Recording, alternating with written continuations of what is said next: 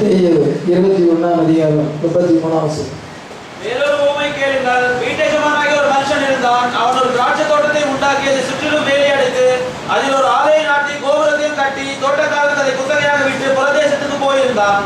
சரி, வேறொரு உவமையை கேளுங்கள். வீட்டெஜமானாகிய ஒரு மனுஷன் இருந்தான். அவன் ஒரு திராட்சை தோட்டத்தை உண்டாக்கி அதை சுற்றிலும் வேலி அடைத்து அதில் ஒரு ஆலையை நாட்டி கோபுரத்தை கட்டி தோட்டக்காரருக்கு அதை குத்தகையாக விட்டு புறதேசத்துக்கு போயிருந்தார். Matthew 21:33. Another parable. There was a certain householder which planted a vineyard and hedged it round about and digged a wine press in it and built a tower and let it out to husbandmen and went into a far country. Parable of the husbandman. குத்தகைக்காரர்களை பற்றிய உண்மை, அதாவது தோட்டக்காரர்களை பற்றிய உண்மை. ரொம்ப கரெக்டாக சொன்னதான் குத்தகைக்காரர்களை பற்றிய உண்மை. The parable of the husbandman. Husband என்றால் கணவன் இல்லை. தமிழ் பைபிளில் அப்படி தோட்டக்காரர்கள் குத்தகைக்காரர்கள் என்று வாசிக்கிறோம். இங்கிலீஷில் வந்து ஹஸ்பண்ட்மேன் போட்டு, தோட்டக்காரர்களுக்கு ஹஸ்பண்ட்மேன் போட்டு. தோட்டத்துக்கு சொந்தக்காரங்க கிடையாது, அந்த தோட்டத்தை குத்தகைக்கு எடுத்திருக்காங்க. தோட்டத்தை குத்தகைக்கு எடுக்கும் பொழுது அவங்க அதை பயிர் வைக்கணும், அதில் பிரயாசப்பட்டு பயிர் வைக்கணும். விளைவில் ஒரு பகுதியை வந்து தோட்டக்காரருக்கு கொடுத்துடணும். இவங்களுக்கு ஒரு ஷேரு, இந்த தோட்டக்காரருக்கு ஒரு ஷேர் வரும். இன்னும் அந்த குத்தகை முடிஞ்ச பிறகு தோட்டக்காரர்கிட்ட அதை கொடுத்துடும். அந்த தோட்டக்காரர் வந்து குத்தகைக்காரங்க சரியானபடி அதை ரிட்டர்ன் பண்ணலைன்னா அந்த விளைவில் ஒரு பகுதியை, ஒரு பர்சன்டேஜை சரியாக வந்து கொடுக்கலன்னா 2-3 தடவை கேட்டு பார்ப்பார். கேட்டு பார்த்தும் அவங்க சரியானபடி ரிட்டர்ன் பண்ணலன்னா அவங்கள வந்து அப்புறப்படுத்திட்டு வேற ஒருத்தருக்கு குத்தகைக்கு விட்டுருவார். இதுதான் அங்கே இயேசு சொல்கிறார். வானத்தையும் பூமியும் உண்டாக்கிற கர்த்தர் எல்லா ஞானத்தையும் உறைவிடமாக இருக்கிற கர்த்தர் இப்படி ஒரு சிம்பிளா பிரசங்கம் பண்றார். ஒரு சிம்பிளா உலகத்துல நடக்கிற காரியத்தை சொல்ற. இந்த ஓமையில அதான் இருக்கும். தோட்டக்காரர் இருக்கிறார், அது அந்த திராட்சை தோட்டம். அந்த தோட்டத்தை வந்து குத்தகைக்காரருக்கு கொடுக்கும் பொழுது அவங்க பயிர் வச்சு அதில் ஒரு ஷேர் வந்து திராட்சை பழங்களை அது எத்தனை எவ்வளோ கிடைக்குதோ, ஒரு வேளை வந்து அது 10,000 கிலோ திராட்சை பழம் கொடுத்துச்சுன்னா அதில் வந்து 2,000 கிலோ திராட்சை பழத்தை குத்தகை அந்த தோட்டக்காரருக்கு கொடுக்கும். அந்த கனியை வந்து கொடுக்கும். ஆனால் இவங்க கனியை கொடுக்காம இருந்தனால தோட்டக்காரர் என்ன செய்தார் என்றால், அவர் தூர தேசத்தில் இருக்கிறார். அவர் வந்து அநேக ஊழியக்காரரை அனுப்புகிறார், தன்னுடைய சர்வன்ஸ் அனுப்பும் பொழுது. ஆனாலும் அவங்க கொடுக்கல.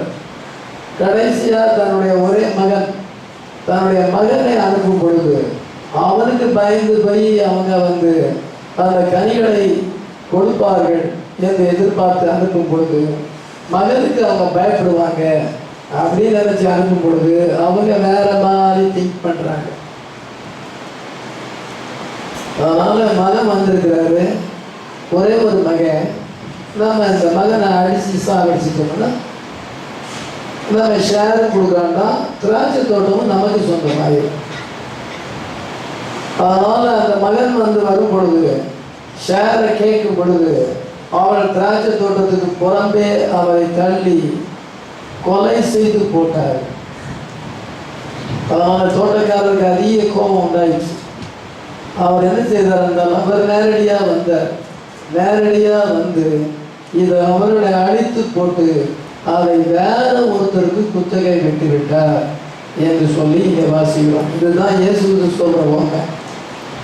அவருக்கு வந்து அதுக்கு மீனிங் அவர் சொல்லலை. அந்த மீனிங் சொல்லாம அந்த பேரபுள்ள மட்டும் சொல்லும் பொழுது வேதவாறு பரிசேயர் என்ன நினைச்சாங்கன்னா தங்களை குறித்து தான் சொல்றாருன்னு தெரிஞ்சுக்கிட்டாங்க.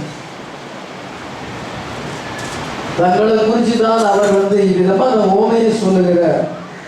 தங்களுடைய ஆக்டிவிட்டியை அவருடைய வாழ்க்கையை அவர் வந்து ஓம மூலமா அவனுக்கு வந்து மறைமுகமாக வெளிப்படுத்துகிறார் என்று அறிந்து கொண்டார்கள். அறிந்து கொண்டா என்ன செய்திருக்கணும்? தன்னுடைய தவறுகளை உணர்ந்து மனம் திரும்பி இருக்க வேண்டும். அவள் மனம் திரும்பாதபடி அவர்கள் வந்து கோபம் அடைந்தார்கள். கோபம் அடைந்து அவர் எப்படி சொன்னாலும் அந்த ஓமையை அவங்க நிறைவேற்றிட்டார். இயேசு கிறிஸ்துவை சிலுவையில் அறைந்து போட்டார். கர்த்தர் சொல்லுகிறார், ஆகாதென்று தள்ளின கல்லே மூளைக்கு தலைக்கல்லாயிற்று, அது கர்த்தராலே ஆயிற்று. இதை வீடு கட்டுகிறவர்கள் ஆகாதென்று தள்ளினார்கள், ஆனால் அந்த கல் வந்து தலைக்கல்லாக மாறிவிட்டது என்று பின்னால் இருக்கிற வசனத்தில் அவர் சொல்லுகிறார். இப்படி இயேசு கிறிஸ்து சொல்லிட்டு போயிட்டார். அது என்ன ஏஜ்? அது என்ன காலம்? அல்பாயி. அது அல்பாவின் காலம். நம்ம இப்போ என்ன காலத்தில் வந்திருக்கிறோம்? ஒமேகா காலத்தில் வந்திருக்கிறோம். அல்பாவில் என்ன நடக்குதோ அதுதான் ஒமேகாவில் நடக்கும். நம்ம காலத்துக்கு அது எப்படி பொருந்துங்கிறது தான் உங்களுக்கு நான் சொல்ல விரும்புகிறேன். அவங்களுக்கு ஒரு ஆப்பர்ச்சுனிட்டி கொடுக்கப்பட்டது. மனம் திரும்பும்படியாக ஆண்டவர் அங்கே சர்வன்ஸ் அனுப்புகிறார், ஊழியக்காரனை அனுப்புகிறார். கனியை ரிட்டர்ன் பண்ணுங்க, என்னுடைய ஷேரை நீங்கள் கொடுங்க, அது என்னுடைய திராட்சை தோட்டம் அப்படின்னு சொல்லும் பொழுது அவங்க மனம் திரும்பலை, கீழ்ப்படியலை. கடைசியாக குமாரனை அனுப்பும் பொழுது அது ரொம்ப பெரிய சான்ஸ். அது லாஸ்ட் ஆப்பர்ச்சுனிட்டி. அதுக்கு பின்பு இன்னொரு சான்ஸ் இல்லை. அப்படி கடைசி ஆப்பர்ச்சுனிட்டி, மகத்தான ஒரு தருணம் அவனுக்கு கொடுக்கப்பட்டாலும் அதை வந்து அவங்க மனம் ஏற்றுக்கொள்ளாதபடி அப்பொழுது கீழ்ப்படிய மனசில் கிரேப்ஸை வந்து ரிட்டர்ன் பண்ண மனசு எல்லாத்தையுமே என்ன விளைச்சல் விளையுதோ, எவ்வளோ திராட்சை பழம் கிடைக்குதோ அதெல்லாம் அவங்களே வச்சுக்கிட்டாங்க. அவர் திராட்சை தோட்டத்தை ஏற்படுத்தினார், வேலி அடைத்தார், ஒரு ஆலையை உண்டு பண்ணினார். ஆலை தான் அங்கே பிழிகிறது, திராட்சை பழத்தை பிழிகிறது பேர் அந்த இடம் தான் ஆலை, மில். அந்த மில்லில் திராட்சை பழம் பிழியப்பட்டு திராட்சை ரசம் தயாரிக்கப்படுகிறது. மேலே ஒரு கோபுரம் இருக்கு. அந்த கோபுரத்தில் இருந்து அதை வந்து திராட்சை தோட்டத்தை கண்காணிப்பது. மயில் இங்கே வந்து சிறு நரியும் குள்ள நரியும் வந்து அதை பாதிக்கும். அங்கேருந்து பார்த்து திராட்சை தோட்டத்தை காவல் காப்பதுக்காக வாட்ச்மேன் மேலே இருக்கிறான். அங்கே ஒரு ஆலையும் இங்கே ஏற்படுத்தப்பட்டு அங்கே வந்து ஒரு கோபுரத்தையும் ஏற்படுத்தி அந்த திராட்சை தோட்டத்தை பாதுகாப்பதற்காக எவ்வளோ முயற்சி செய்தும் அவங்களுக்கு சும்மா சிம்பிளாக கொண்டு கொடுத்தார். நீங்கள் இதை பராமரித்து அதை ஒரு ஷேர் எனக்கு கொடுத்துருக்கு, உங்கள் ஷேரை நீங்கள் எடுத்துக்கிடுங்க, என் ஷேரை எனக்கு கொடுத்துருங்க. இப்படி ஒரு கான்ட்ராக்ட், ஒரு குத்தகை விடப்படும் பொழுது அவங்க அந்த கான்ட்ராக்ட் படி, அந்த உடன்படிக்கையின்படி செயல்படவில்லை. அதனால என்ன செய்யறாங்க என்றால் ஆண்டவர் அவரை அழித்து போட்டார்.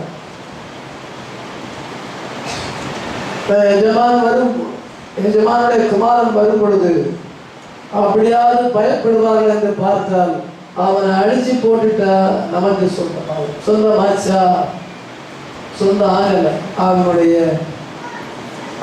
பேராசையானது நிராசையாக மாறிடும். பேராசைப்பட்டாங்க, அந்த இடத்தையே எடுத்துக்கிடலாம், அந்த சொத்தையே நம்ம அபகரிச்சுக்கிடலாம். அது நமக்கு சொந்தமாக வேண்டும் என்று அவங்க பேராசைப்பட்டாங்க. ஆண்டவர் நமக்கு எவ்வளவு தராரோ அதில் சந்தோஷமா இருக்கும். நம்ம குடும்பத்தை எந்த நிலையில் வச்சிருக்காரோ அதில் சந்தோஷமா இருக்கும். அதுதான் கிறிஸ்டியன் லைஃப். அவங்களுக்கு நிறைய இருக்குது, நமக்கு இல்லையே நினைக்கக்கூடாது. பேராசப்பட்டு சொத்து சுகங்களை சேர்க்கக்கூடாது. ஆண்டவர் ஆசீர்வதிச்சா செய்யலாம், மற்றவங்களுடைய அபகரிக்கணும்னு நினைக்கக்கூடாது. ஆனால் அவருடைய திராட்சை தோட்டத்தை இவங்க அந்த குத்தகக்காரங்க அபகரிக்கலாம்னு நினைச்சாங்க. அதுக்குதான் சில வீட்டை வாடகை கொடுத்தா 2 வருஷம் லீஸ் எழுதுவாங்க. ஏன்னா அதிக காலம் இருந்தால் அவங்க உரிமை பாராட்டுவாங்க. ரொம்ப காலம் வாடகைக்கு இருந்தால் அவங்க எங்களுக்கு சொந்தம் சொல்லிடுவாங்க. இப்படி ஒரு பயம் இருக்கு. ஏன்னா இயேசு கிறிஸ்து அதுதான் சொல்லியிருக்கிறார். இவங்க ரொம்ப காலமாக குத்தகையை வச்சிருந்தாங்க, அதனால் நம்ம சொந்தமாக்கிக்கிடலாம் நினைக்கும் பொழுது அதுவும் நிறைவேற. அது அந்த தோட்டக்காரர்கிட்ட செல்லுபடியாக, வேற யார்கிட்ட வேணாலும் செல்லுபடியாகலாம், ஆனா இந்த தோட்டக்காரர்கிட்ட செல்லுபடியாக. அவரை ஏமாற்ற முடியாது. வேற வேணாலும் ஏமாத்தலாம், ஆனா இயேசு கிறிஸ்துவை ஏமாற்ற முடியாது. ஹல்லேலூயா. நமக்கு ஜட்ஜ்மெண்ட் டே இருக்குது, யாருமே தப்பிக்க முடியாது. இவங்க நினைச்ச நினைப்பு நடக்கல. கொஞ்ச காலத்துக்குள்ளாக ஆண்டவர் அந்த பட்டணத்தை அழைத்து போட்டார். இன்னைக்கு வேற குத்தக்காரர் கொடுத்திருக்கிறார், இன்னைக்கு நம்ம கையில கொடுத்திருக்கிறார். ஆமென். ஒரு ஜாதியின் கையில் அது கொடுக்கப்பட்டது. இப்பொழுது அதை குறித்து விளக்கமாக சொல்ல விரும்புகிறேன். இப்படியாக தோட்டக்காரர் தேவன். ஹல்லேலூயா. 2 பர்சன் இல்லை, இதில் 2 பர்சன் மாதிரி தெரியும். அதுக்கு தான் 3வது பார்த்து இருந்து நீங்கள் போன புதன்கிழமை பார்த்துருந்தா அதில் விளக்கம் இருக்கு. Father attribute, son attribute. இந்த ஃபாதர் ஆட்ரிபியூட் சன் ஆட்ரிபியூட் எப்படி மேட்ச் ஆகுது, எப்படி ஒன்றா மாறுதுங்கிற நான் அந்த சிறுமையில் சொல்லியிருக்கேன். அதான் ஃபாதர் சன். இங்கே சன்ஷிப்பை நம்ம வாசிக்கிறோம். இயேசு கிறிஸ்துவனுடைய குமாரத்துவத்தை நம்ம காண்கிறோம். பிதாத்துவம் குமாரத்துவம் 2 தன்மைகளாய் இருக்கிறது, 2 ஸ்தானங்களாய் இருக்கிறது. ஆனால் தேவன் ஒருவர்.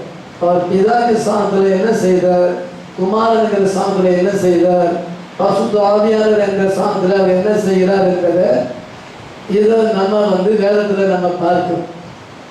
ஆனால் அது 3 கடவுளோ 2 கடவுளோ அல்ல என்பதை அந்த மெசேஜில் ரொம்ப விளக்கமாக சொல்லியிருக்கிறேன். அதுக்கு மேலே விளக்கம் யாருக்குமே தேவையில்லை. இங்கே சன்ஷிப்பை குறிக்கும். திராட்சை தோட்டக்காரர் பிதா, இதான் சொன்னால் மகன் ஜீசஸ் கிரைஸ்ட். கடவுளுக்கு மகன் கிடையாது, தாயின் தகப்பனும் வம்ச வரலாறு இல்லாதவர். ஆனால் அது ஒரு ஸ்தானத்தை குறிக்கும். அவர் உலகத்தில் குமாரனாக பிறந்தபடினாலே சன் என்று அழைக்கப்படுகிறார். ஸ்பிரிச்சா இருக்கிற கர்த்தர் பிதா என்று அழைக்கப்படுகிறார். ஆனால் தேவன் ஒருவர். அவர் யாரு? கர்த்தராகிய இயேசு. இப்ப நான் எப்படி இருக்கிறேன், இது என் கைங்கிறேன். என் கைன்னு சொல்லப்படுது, என்னங்கிறது உள்ள இருக்கு, அதை பார்க்க முடியாது. ஆனால் என் சரீரத்தை தான் பார்க்கணும். என்னங்கிறது உள்ள இருக்கு. என் காது, என் கை, என் கண். அப்ப என்னங்கிறது இருக்கு, அதான் மனுஷன் உள்ள இருக்கு. அதே போல தேவனை காண முடியாது. நான் அவருடைய சரீரத்தை தான் பார்க்கும்போது அந்த சரீரம் தான் கர்த்தராகிய இயேசு. ஹல்லேலூயா. அவரை தான் நீங்க பார்க்க போறீங்க. தேவன் வெளிச்சமாக இருக்கிறார், அவர் ஆவியாக இருக்கிறார். ஒருவரும் காணக்கூடாதவராக அந்த காணக்கூடாத தேவன் தனக்கென்று ஒரு சரீரத்தை உண்டாக்கி அந்த சரீரத்துக்குள் வாசம் பண்ணும்பொழுது அவர் குமாரன் என்று அழைக்கப்பட்டார்.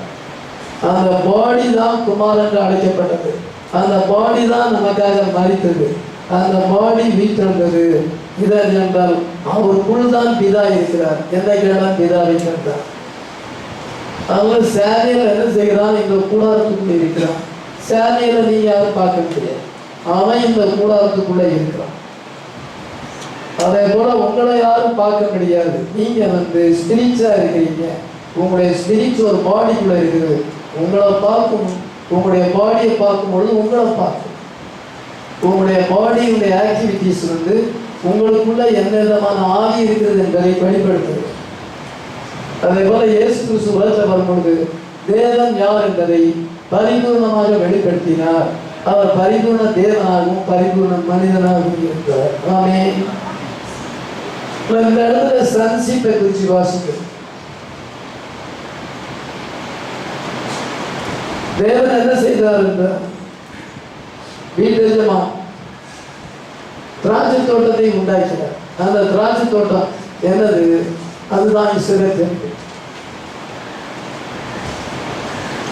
இயேசு இஸ்ரவேலை பற்றி சொல்லுகிறார். ஒரு திராட்சை தோட்டத்தை ஏற்படுத்தினார். ஆடம் அண்ட் ஈவுக்கு அவர் ஏடனை கொடுத்த ஆபிரகாமின் சந்ததியாருக்கு இஸ்ரவேல் லேண்ட், ப்ராமிஸ் லேண்டை கொடுத்தார். அது திராட்சை தோட்டமாக இருக்கிறது. அந்த திராட்சை தோட்டத்தை அவங்களுக்கு குத்தகைக்கு கொடுக்குறார். அது அவங்களுக்கு சொந்தமானது அல்ல. இன்னைக்கு உலகம் நமக்கு சொந்தமானது அல்ல. ஹல்லேலூயா. கர்த்தருக்கு சொந்தம். ஹல்லேலூயா. மனுஷர்கள் இன்னைக்கு ஆளுகை செய்கிறாங்க. நம்ம தற்காலிகமாக ஆளுகை செய்கிறோம். எவ்வளோ பெரிய பட்டா வச்சுருந்தாலும் சரிதா, நீங்கள் என்ன பேப்பர் வச்சுருந்தாலும் சரிதான், அதெல்லாம் அவங்களுக்கு சொந்தம் கிடையாது.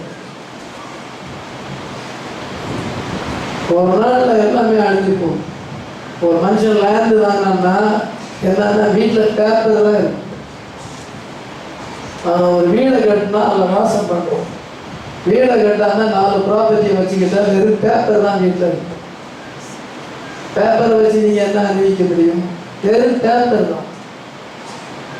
அதான் வெறும் பேப்பர். நிலம் இங்கே இருக்கும். நம்ம வீட்டில் ஒரு பேப்பர் இருக்கும். நிறைய நல்லா இருந்தால் நிறைய பேப்பர் வச்சுருந்தாங்க. அந்த பேப்பர் வந்து கடையில் காரம் கடையில் போட்டால் 2 ரூபாய்க்கு கூட போகும்.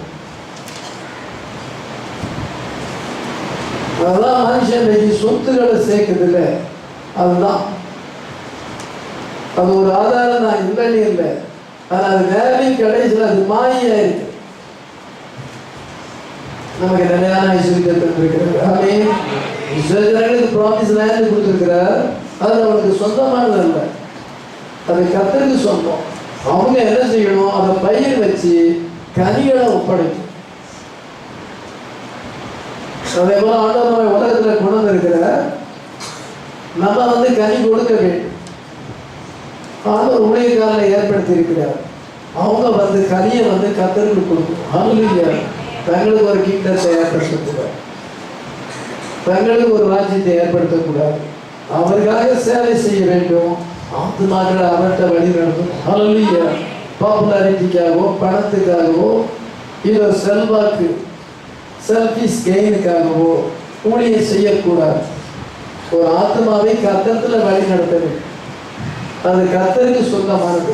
அந்த கனி கர்த்தருக்கு சொந்தமானது. அதை அவர்கிட்ட ரிட்டர்ன் பண்ண வேண்டும். அதுதான் சரியான நிமிஷம். எங்கள் சபைக்கு திருநெல் வராங்க, நாங்கள் பெரிய ஆடு, இது சரியான புத்தகக்காரர் கிடையாது. அதுதான் கர்த்தருக்கு சொந்தம். நீ கர்த்தருக்கு வழி நடத்து, உன் கூட்டியை சரியாக செய், உன் தேவையை ஆண்டவர் ஆட்டோமேட்டிக்காக சந்திப்பார். அதனால் நாங்கன்னு சொல்லும்போது ஏதோ விதமாக அவர் நினைக்கும் பொழுது அது சரியான ஒரு ஆட்டிடியூட் இல்லை. அவனுடைய பார்வையில் அது சரியான ஆட்டிடியூட் இல்லை. நீங்கள் எனக்கு சொன்ன கிடையாது, நீங்கள் இயேசுக்கு சொல்கிறோம். ஹல்லேலூயா. உங்களை நான் கைட் பண்ணி ஆண்டவர்கிட்ட வழி நடத்துறது தான் ஏன் பொருள். உங்களை பிரியப்படுத்தி உங்களை நான் பாலிஷ் பண்ணி நான் அங்கத்தினரில் சேர்க்கக்கூடாது. அங்கத்தினர்கள் நமக்கு தேவைதான். ஆனால் உங்களை ப்ராப்பராக கைட் பண்ணி அங்கே வந்து தோட்டக்காரர்கிட்ட ஒப்படைக்க வேண்டும். அந்த ஹவுஸ் ஓனர் வீட்டெஜமான்கிட்ட ஒப்படைப்பது தான் குத்தகைக்காரருடைய இது அவருடைய பொறுப்பு. கர்த்தர் வந்து இஸ்ரவேல் ஜனங்களை பாலும் தேனும் ஓடுகிறதாங்க அந்த தேசத்திலே குடியேற்றினார். இது அவங்களுக்கு சர்வன்ஸ் கொடுத்துருக்கார். அந்த சர்வன்ஸ் தான் ப்ரீஸ்ட், லீவைட்ஸ், ப்ராஃபட்ஸ், ப்ரீஸ்ட், கிங்ஸ். அவங்களை ஆளுகை செய்யும்படியாக ஆண்டவர் ராஜாக்களை ஏற்படுத்தினார், ஆசாரங்களை ஏற்படுத்தினார், லேவியர்களை ஏற்படுத்தினார். இவங்க வந்து அந்த தேசத்தை கர்த்தருடைய வார்த்தையின்படி ஆளுகை செய்து ஜனங்கள் வந்து பக்தி ரீதி அடைய வேண்டும், ரிவைவல் அடைய வேண்டும். ஆமென். இந்த சபையில் ரிவைவல் வேணும். ரிவைவல் வேணும்னா ஒவ்வொருத்தருடைய உள்ளத்துலேயும் அந்த எழுப்புதல் வேணும். ஜபம் நம்மளை விட்டு போய்விட்டது என்றால், இதை பைபிள் படிக்கிறது போய்விட்டு, இதை வார்த்தையை கேட்க மனசு இல்லை, சபைக்கு வர மனசு இல்லைன்னா எழுப்புதல் இல்லை. அந்த திரி மங்கியது, திரி அணைஞ்சு போற நிலையில இருக்குது. எழுப்புதல் எப்பொழுது மனசில் இருக்க வேண்டும். ஆமென். திராட்சை தோட்டம் பூவும் துஞ்சுமாய் இருக்க வேண்டும். புலி நரிகளையும் சிறு நரிகளையும், திராட்சை தோட்டத்தை கெடுக்கிற அந்த நரிகளை அப்புறப்படுத்த வேண்டும். கொஞ்ச பாட்டில் அந்த வசனத்தை நான் ப்ரீச் பண்ணலை. ஏற்ற வேலையில் அந்த வசனத்தை நான் ப்ரீச் பண்ணேன். அந்த புலி நரியும் சிறு நரியும். இப்போ தோட்டக்காரர் என்ன செய்கிறார்? வேலைக்காரனை அனுப்புகிறார், சேவன்ஸ் அனுப்புகிறார். 34 கனிகாலம் சமீபித்த போது அது கனிகளை வாங்கி கொண்டு வரும்படி தன் ஊழியக்காரரை தோட்டக்காரரிடத்தில் அனுப்பினார். இது அவர் தூர தேசம் போய்விட்டார், ஹெவனுக்கு போயிட்டார். ஹல்லேலூயா. தேவன் ஹெவன்ல இருக்கிறார், இங்கே அவருடைய திராட்சை தோட்டம் இருக்கு. அதனால சில ஊழியக்காரனை அனுப்புகிறார், சர்வன்ஸ். நம்ம சர்வன்ஸ் இல்லை, நம்ம யாரு? Sons and daughters. ஆமென். யூதர்கள் சர்வன்ஸ் அழைக்கப்படுகிறார்கள். என் தாசனாகிய மோசே, மை சர்வன்ட் மோசஸ், அவர்களால் தேவனுடைய தாசனாய் இருந்தார். தாசன் என்றால் ஊழியக்காரன் அர்த்தம், சர்வன்ட் அர்த்தம். அந்த சர்வன்ஸ், அதை சர்வன்ஸ் என்று சொல்லும் பொழுது அது எதை குறிக்கிறது? யூதர்களை குறிக்கிறது, புற ஜாதிகளை குறிக்கல. ஆனால் நம்ம we are sons and daughters of God. ஆமென். ஒருவரை கொன்று போட்டார்கள். வாசிக்கலாம். தோட்டக்காரர் அந்த ஊழியக்காரரை பிடித்து ஒருவனை அடித்து, ஒருவனை கொலை செய்து, ஒருவனை கல்லெறிந்து கொன்றார்கள்.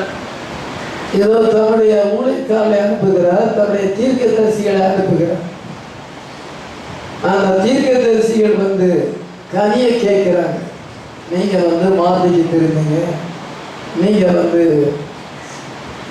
கர்த்தர் நியாயப்பிரமாணத்துக்கு திரும்புங்கள் என்று சொல்லும் பொழுது ஒருவனை கல்லறிந்தார், சகரியாவை கல்லறிந்தார். உரியா என்ற ஊழியக்காரனை கொன்று போட்டார். Each one killed another, stone another. இதமாக தீர்க்கதரிசிகளை கொலை செய்தார். சேவான் சொல்லுகிறான், நீங்கள் தீர்க்கதரிசிகளை கொலை செய்தீர்கள், கர்த்தருடைய ஊழியக்காரனை கொலை செய்தீர்கள். அப்போஸ்தலர் 7:52. தீர்க்கதரிசிகள் யாரை உங்கள் பிதாக்கள் துன்பப்படுத்தாமல் இருந்தார்கள், நீதிபதிகளுடைய வருகையை முன்னறிவித்தவர்களையும் அவர்கள் கொலை செய்தார்கள். இப்பொழுது நீங்கள் அவருக்கு துரோகிகளும் அவரை கொலை செய்த பாதகருமாய் இருக்கிறீர்கள். நீங்கள் கொலை செய்தவர்கள், நீங்கள் கொலை பாதகத்தை செய்தீர்கள். தீர்க்கதரிசிகளை கொலை செய்தீர்கள் என்று சேவான் அவர்களை குற்றம் சாட்டும் பொழுது நீங்கள் நியாயப்பிரமாணத்தை பெற்றிருக்கிறீங்க, ஆனால் அதை கை கொள்வதில்லை. அடுத்த வருஷத்தை வாசிக்கலாம். தேவதூதரை கொண்டு நீங்கள் நியாயப்பிரமாணத்தை பெற்றிருந்தோம், அதை கை கொள்ளாமல் போனீர்கள் என்றான். நல்ல மனசுல பதிவுன்னா எல்லாரும் பைபிளை திருப்பணும். நான் வசனத்தை தான் போதிக்கிறேன். Preach the word. அப்போஸ்தலர்கள் வசனத்தை போதித்தார். அதனால வசனத்தை பார்க்கணும். தேவதூதரை கொண்டு நீங்கள் நியாயப்பிரமாணத்தை பெற்றிருந்தும் அதை கை கொள்ளலாம். நீங்க நியாயப்பிரமாணம் உலகத்தில் எந்த ஜாதிக்கும் விதமான செய்தி மெசேஜ் கிடையாது, காட்ஸ் வேர்டு கிடையாது. உங்களுக்கு காட்ஸ் வேர்டு கொடுக்கப்பட்டது. இதை பலமுள்ள தூதன் இறங்கி மோசேக்கு அந்த கற்பனைகளை எழுதி கொடுத்தார். இவ்விதமாக அந்த பிரமாணத்தை பெற்றும் நீங்க அதை கை கூட. அது மாத்திரமல்ல, அடுத்த வருஷத்தை வாசிக்கலாம். இவைகளை அவர் கேட்ட பொழுது மூர்க்கம் அடைந்து அவனை பார்த்து பல்லை கடித்தார்கள். இதோ கேட்கும் பொழுது உடனே குத்தப்படும். பிரசங்கம் பண்ணும் பொழுது நீங்க ஜீவாதிபதியை கொலை செய்தீர்கள் என்று சொல்லும் பொழுது இருதயத்திலே குத்தப்பட்டார். அப்போஸ்தலர் 2:37 வாசிக்கிறோம். அந்த 4 நாளிலே நாங்கள் என்ன செய்ய வேண்டும்? நாங்கள் அவ்வளோ பெரிய தப்பு செய்துட்டோம், எப்படி நாங்கள் அதை வந்து ரெக்டிஃபை பண்ணுறது? அப்பொழுதும் சொல்லுதான், நீங்கள் மனம் திரும்பி ஒவ்வொருவரும் பாவம் மன்னிப்புகிறது இயேசு கிறிஸ்து நாமத்தை ஞானஸ்நானம் பெற்றுக்கொள்ளுங்கள், அப்பொழுது பசுத்தாயின் வரத்தை பெறுவீர்கள் என்று சொல்லும் பொழுது 3000 பேர் அங்கே வசனத்தை ஏற்றுக்கொண்டு ஞானஸ்நானம் பெற்றாங்க. இங்கே காட்சி வேற. அவன் ஊக்கம் அடைத்தார். யாரு? வேதபாரர், பரிசேயர்கள், பிரதான ஆசாரிகள், இவங்க தான் குத்தகாரங்க. இந்த குத்தகக்காரங்களுக்கு கோபம் வந்துச்சு. கனியை கேட்டா கோபம் வந்துச்சு, வாடகை கேட்டா வாடகை இருக்கிறது கோபம் வந்துச்சு. நான் வந்து சீட்டு போடுறது கிடையாது. ஏன் சீட்டு போடுறது கிடையாதுன்னா, சீட்டை வந்து சரியான நேரத்தில் கட்டலன்னா அவன் வீட்டுக்கு வருவான். கடன் வாங்குறதும் கிடையாது, கடன் கொடுக்கலன்னா வீட்டுக்கு வருவான். நான் சீட்டு பிடிக்கிறதும் கிடையாது. ஒருத்தர் போய் சீட்டு கேட்டால் தர முடியாதுமா. அது நமக்கு சரி வருமா? ஆவிக்குரியவனுக்கு அது சரி வரும். பணத்தை வட்டி கொடுக்கலாமா? கொடுக்கக்கூடாது. ஏன்னா வட்டிக்கு கேட்டால் தர மாட்டான். பைபிளில் வட்டிக்கு கொடுக்கக்கூடாதுன்னு போட்டு வேணும்னா பாருங்க செய்யறத வாசிப்பாங்க. அதனால இதெல்லாம் ப்ராப்ளங்கள், இதெல்லாம் மனுஷனோட போராட்டம். அந்த என் தேவையை நீ சந்தி. நான் இருக்கிற நிலைமையில நிம்மதியாக இருக்கிறேன், நீ எவ்வளவாயிரம் இருக்கிறீங்க. நான் போய் ஒருத்தரை கடன் வாங்கக்கூடாது, பேங்க்ல லோன் அப்ளை பண்ணலாம். நமக்கு அத்தியாவசியம், நமக்கு அவசரம் இருந்தால் அப்படி செய்யலாம். ஆனால் போயிட்டு ஒரு தனிப்பட்ட மனுஷன் போய் கடன் வாங்கக்கூடாது. ஆண்டவர் நமக்கு அதை கிருபையை தரணும். அப்படி வாங்க முடியாத சூழலை வரக்கூடாது. விசுவாசம் இருந்தால் ஆண்டவர் உதவி செய்வார். ஆமென். அதனால இவங்க வந்து இதை போய் கேட்கும் பொழுது வர முடியாது, கோபப்பட்டாங்க. மனம் திரும்பல, கோபப்பட்டாங்க. அது மாத்திரமல்ல, அந்த சேவான் என்ன சொல்லுகிறான்? 55ஆம் வசனத்தை வாசிக்கிறோம். அவன் பரிசுத்த ஆவியினாலே நிறைந்தவனாய் வானத்தை அண்ணாந்து பார்த்து தேவனுடைய மகிமையையும் தேவனுடைய வலது பாசத்தில் இயேசுவானவர் இருக்கிறதையும் கண்டு, இதோ தேவனுடைய மகிமையை காண்கிறான். இயேசுவானவர் தேவனுடைய வலது பாசத்தில் இருக்கிறார். அப்படின்னா வலது பக்கத்தில் நிற்கிறார் அர்த்தமா? வலது பாசம்னா பவர நகாட்சி. அவர் தேவனுக்குரிய வல்லமையை அதிகாரத்தை பெற்றிருக்கிறார். அது ஒரு விஷன். அதனால இயேசுவானவர், நீங்க சிலுவையில் இருந்த இயேசுவானவரே ஆண்டவரும் கிறிஸ்துவமா இருக்கிறார் என்று சொன்னே அவனுக்கு அதிக கோபம் வந்துருக்கு. கல்லறிந்து கொண்டார். 57ஆம் வசனத்தை வாசிக்கலாம். அப்பொழுது அவர்கள் உரத்த சத்தமாய் கூக்குரலிட்டு தங்கள் காதுகளை அடைத்துக் கொண்டு ஒருமனப்பட்டு அவன் மேல் பாய்ந்து, இதோ தன்னுடைய காதுகளை அடைத்துக் கொண்டவர்கள். இயேசு கிறிஸ்துவை பற்றிய வெளிப்பாடு வரும் பொழுது காதுகளை அடைத்துக் கொண்டு கல்லறிந்து கொண்டார். இதுதான் எல்லா ஊழியக்காரர்களுக்கும் அதே நிலைமை தான். அந்த ஜூஸ் நியாயப்பிரமாணத்தை பெற்றிருக்கிறார்கள், ப்ராமிஸ் லேண்ட்ல இருக்கிறாங்க. ஆண்டவர் தான் அவங்களை கொண்டு குடியேற்றினார். ஆண்டவர் அவர்களுக்கு விசேஷித்த பிரமாணத்தை கொடுத்தார், எவ்வளோ அற்புத அடையாளங்களை செய்தார். அந்த திராட்சை தோட்டத்துக்கு அவங்க குத்தகக்காரராக வைத்திருந்தார். ஆனாலும் அவங்களுடைய ஊழியக்காரர்களை மதிக்கலை. சேவானவர்களுக்கு ஆப்பர்ச்சுனிட்டியை கொடுத்து அவங்களுடைய குறைகளை வெளிப்படுத்தும் பொழுது அவர்கள் மூர்க்க வெறி கொண்டு அவனை கல்லறிந்து கொன்றார்கள். They each one killed another, stone each another. ஒருவனை கொன்றார்கள், ஒருவனை அடித்தார்கள், ஒருவனை கல்லறிந்து கொண்டார்கள். These are the prophets of God. தேவனுடைய தீர்க்கதரிசிகளை கொண்டார்கள். ஏசாயா இருக்கிறதுலே பெரிய தீர்க்கதரிசி, மேஜர் ப்ராஃபிட். அந்த மேஜர் ப்ராஃபிட்டை என்ன செய்தாங்கன்னா, மேசையில கடத்தி வாழை வச்சு 2 இருக்கார். பைபிளில் நம்ம வாசிக்கிற ஏசாயா இருக்கிறதுலே மேஜர் ப்ராஃபிட் ஏசாயா தான். அந்த தீர்க்கதரிசியை அந்த யூதர் என்ன பண்ணாங்க? வாழால் அறுத்தாங்க. யோயாக்கீன் என்ற ராஜா என்ன செய்தான்? அந்த எரேமியாவை பாழான கிணத்துல தூக்கி போட்டுட்டான். இதனமாக அவர் தீர்க்கதரிசிகளை கொலை செய்தார். சகரியாவை என்ன செய்தார்கள் என்றால் கல்லறிந்து கொண்டார்கள். இயேசு கிறிஸ்து சொல்ற, நீங்க உங்களுடைய சந்ததியால் இவ்வளவு பாவத்தை செய்வீங்க, தீர்க்கதரிசியுடைய ரத்தம் உங்களை. God never calls his Gentile bride the name of servant, but the Jews he calls servants. யூதர்களை தான் அவர் ஊழியக்காரன் அழைக்கிறார். இந்த ஊழியக்காரரை அனுப்பும் பொழுது அந்த குத்தகக்காரங்க இவ்வளமாக அவங்களுக்கு செய்தார்.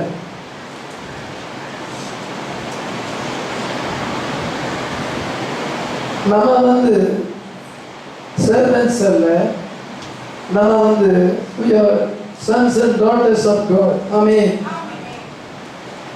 பிரதர் கொஸ்டின் ஆன்சர் என்று செய்ய சொல்லுகிறார். 54 வருஷம் 1ஆம் மாதம் 3ஆம் தேதி. The servants of the Jews, the seal of God in the செய்தியிலே, hold it till we seal the servants, not the bride. The Gentiles never was a servant. We are sons and daughters. The servants, the Jews. Abraham was God's servant. நான் நமது தேவனுடைய ஊழியக்காரர்கள் நெற்றியில் முத்திரை போடு மட்டும் நீங்க 4 காட்சியை பிடிங்க. எங்க இருக்கு? வெளிப்படுத்தல் 7ஆம் அதிகாரம் 1லிருந்து 3 வரை நீங்க வாசித்தீங்கன்னா, இவைகளுக்கு பின்பு நான் பார்த்த பொழுது 4 தூதர்கள் பூமியின் 4 திசைகள் இருக்கு.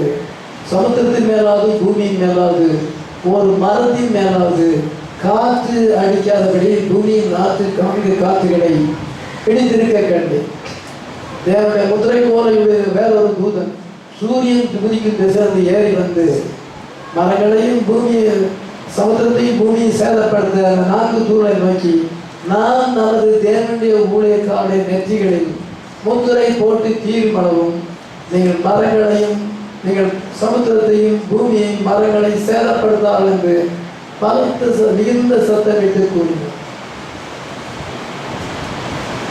பூமியின் 4 காற்றுகளை 4 தூதர்கள் பிடித்திருக்கிறார். நீங்க நமது தேவனுடைய ஊழியக்காரருடைய நெற்றியில நாங்கள் முத்திரை போடும் வரைக்கும் நீங்க காற்று அடிக்காதபடி பார்க்கணும். முத்திரை போட்டவருடைய தொகையை சொல்ல கேட்டேன். இஸ்ரேல் புத்தருடைய சகல கோத்திரங்களிலும் முத்திரை போடப்படும் 1,44,000. அந்த 1,44,000 பேர் கடைசியா முத்திரிக்கப்படுறாங்க. அந்த முத்திரிக்கப்படும் வரைக்கும் உலகம் அழியாது. காற்று என்று சொல்லப்படுது, மீன்ஸ் என்று சொல்லப்படுது வார் அண்ட் ஸ்ட்ரைக், யுத்தங்களும் கலகங்களுமாய் இருக்கு. ஆனால் 4 வார்ஸ் இருக்குது. First world war, second world war, third world war, Coco Magog யுத்தம். இந்த 4 யுத்தங்கள் அங்கே இருக்குது. இந்த 4 யுத்தங்களும் 1,44,000 பேர் முத்திரை போடாத பட்சத்தில் அந்த காற்று முழுசுமா அழிஞ்சு போக. கண்ணன் சொல்லுகிறார், முதலாம் உலக யுத்தமே நீடிச்சுன்னா அது அர்மகதனா மாறி உலகமே அழிஞ்சிருக்கும். ஏன் அந்த யுத்தத்தை நிறுத்தினார்? 1918ஆம் வருஷம் 11ஆம் மாதம் 11ஆம் தேதி 11 மணிக்கு திடீரென்று யுத்தம் அங்கே நின்று விட்டது. யார் இந்த ஜப்பானை ஸ்டாப் பண்ண? யார் அங்கே நிறுத்தினது? யார் கமாண்ட்மெண்ட் கொடுத்தா? யாருக்குமே தெரியல. சூரியன் உதிக்கும் திசையிலிருந்து வந்த முத்திரை கோரை உடையவன் இது யாரு? Lord Jesus Christ. அந்த தூதன் யார்கிட்ட வந்தார்? வெளிப்படுத்தல் 7:2 என்ன வாசிக்கிறோம்? தேவனுடைய முத்திரை கோரையுடைய ஒரு தூதன், வேறொரு தூதன் சூரியன் உதைக்கும் திசையிலிருந்து ஏறி வர கண்டேன். அந்த தூதன் தான் அங்கே ஸ்டாப் பண்ணார். அந்த 4 விண்டுகள் அந்த காற்றுகளை ஸ்டாப் பண்ணவர். ஃபர்ஸ்ட் வேர்ல்டு வார் அவர் ஸ்டாப் பண்ணார். ஆமென். ஏனென்றால் 1,44,000 பேர் அங்கே முத்திரிக்கப்பட வேண்டும். அவங்க யாரு? சர்வன்ட்ஸ். நம்ம யாரு? Sons and daughters. நம்ம யாரு? நம்ம அவருடைய பிரைடு. நானும் கொஞ்சம் யோசிச்சு பார்த்தேன், உலகம் ஏன் அழியாம இருக்கு? ஒரே ஒரு காலம். உலகத்து மக்களுக்கு தெரியாது.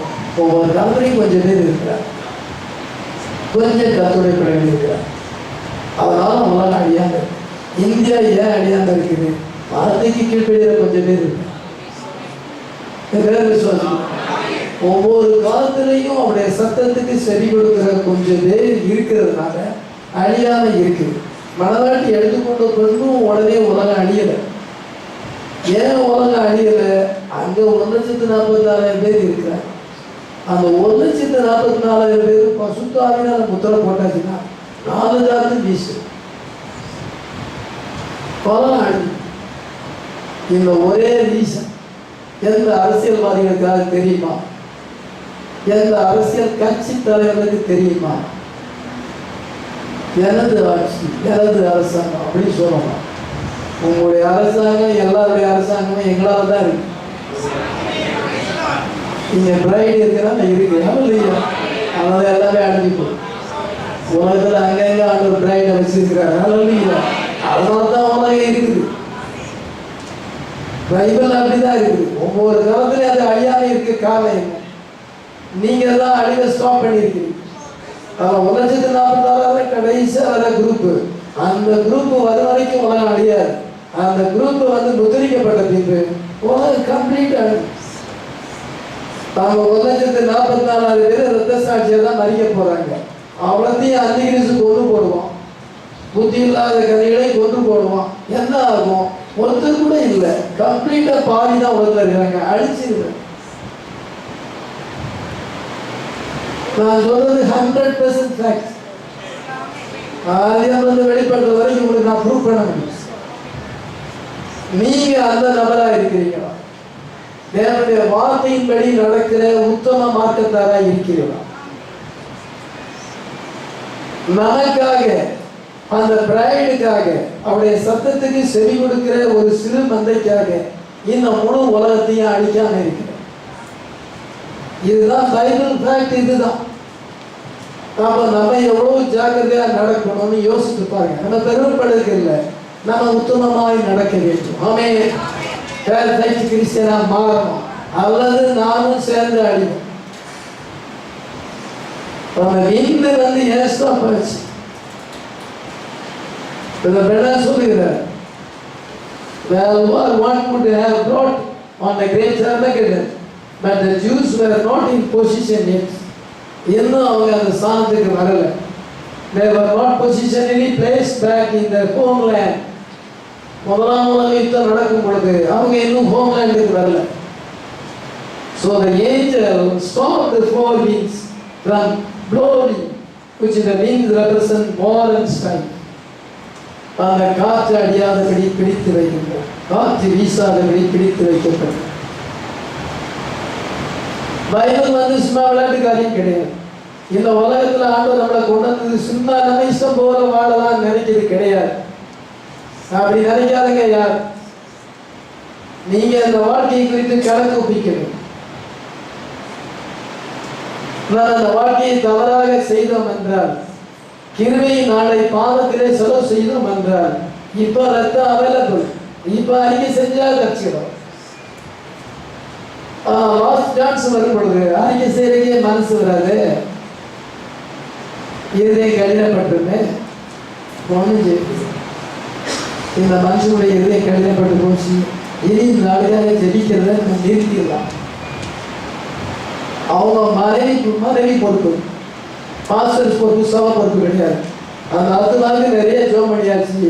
மனைவி தான் புத்தி உள்ள பரவாயில்ல நடந்து கணவன் ஆதாயம் பண்ணும். சபையில ஜோம் பண்ணிட்டு இவங்க கணவனுக்காக ஜெபிக்காம இவங்க சரியா வாழாம இருந்தா நம்ம என்ன செய்ய முடியும்? போகுது. உங்க கணவருக்காக ஜெபிச்சாச்சு, பீரியட் முடிஞ்சு போச்சு, இனிமேல் நாங்க ஜெபிக்கணும். உங்க மகளுக்காக ஜெபிங்கன்னா ஜெபிச்சாச்சு, போதுமான அளவு ஜெபம் பண்ணியாச்சு, ஆலோசனை சொல்லியாச்சு.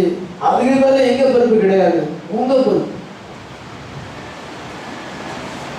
அதுக்கு பல சான்ஸ் கொடுத்தாச்சு, நிறைய சான்ஸ் கொடுத்தாச்சு. ஆனாலும் சான்ஸை மிஸ் பண்ணா ஒருத்தராக தப்பிக்க முடியாது. உலகத்துல பிறந்த ஒருத்தரும் தப்பிக்க முடியாது. தேவன் மனுஷனையா தரும் தேர்தல் தப்பிக்க முடியாது. ஆண்டவர் வழி வச்சிருக்கிறார். ரத்தம் அவைலபிள். ஹல்லேலூயா. மன்னிப்பு கேட்டுக்க, வாழ்க்கையை சரி பண்ணிக்க. இப்பவும் ஆண்டவர் வந்து சான்ஸ் கொடுக்குறார். நீங்க கவனிக்கும் பொழுது இன்னும் நிறைய ஊழியக்காரங்களா இருக்கிறான். 36 வாசிக்கலாம். இன்னும் அவன் முந்தினவர்களிலும் அதிகமான வேற ஊழியக்காரரை அனுப்பினான், அவர்களும் அப்படியே செய்தார்கள். He sent the other servants more than the first, and they did unto them likewise. இன்னும் நிறைய ஊழியக்காரர்.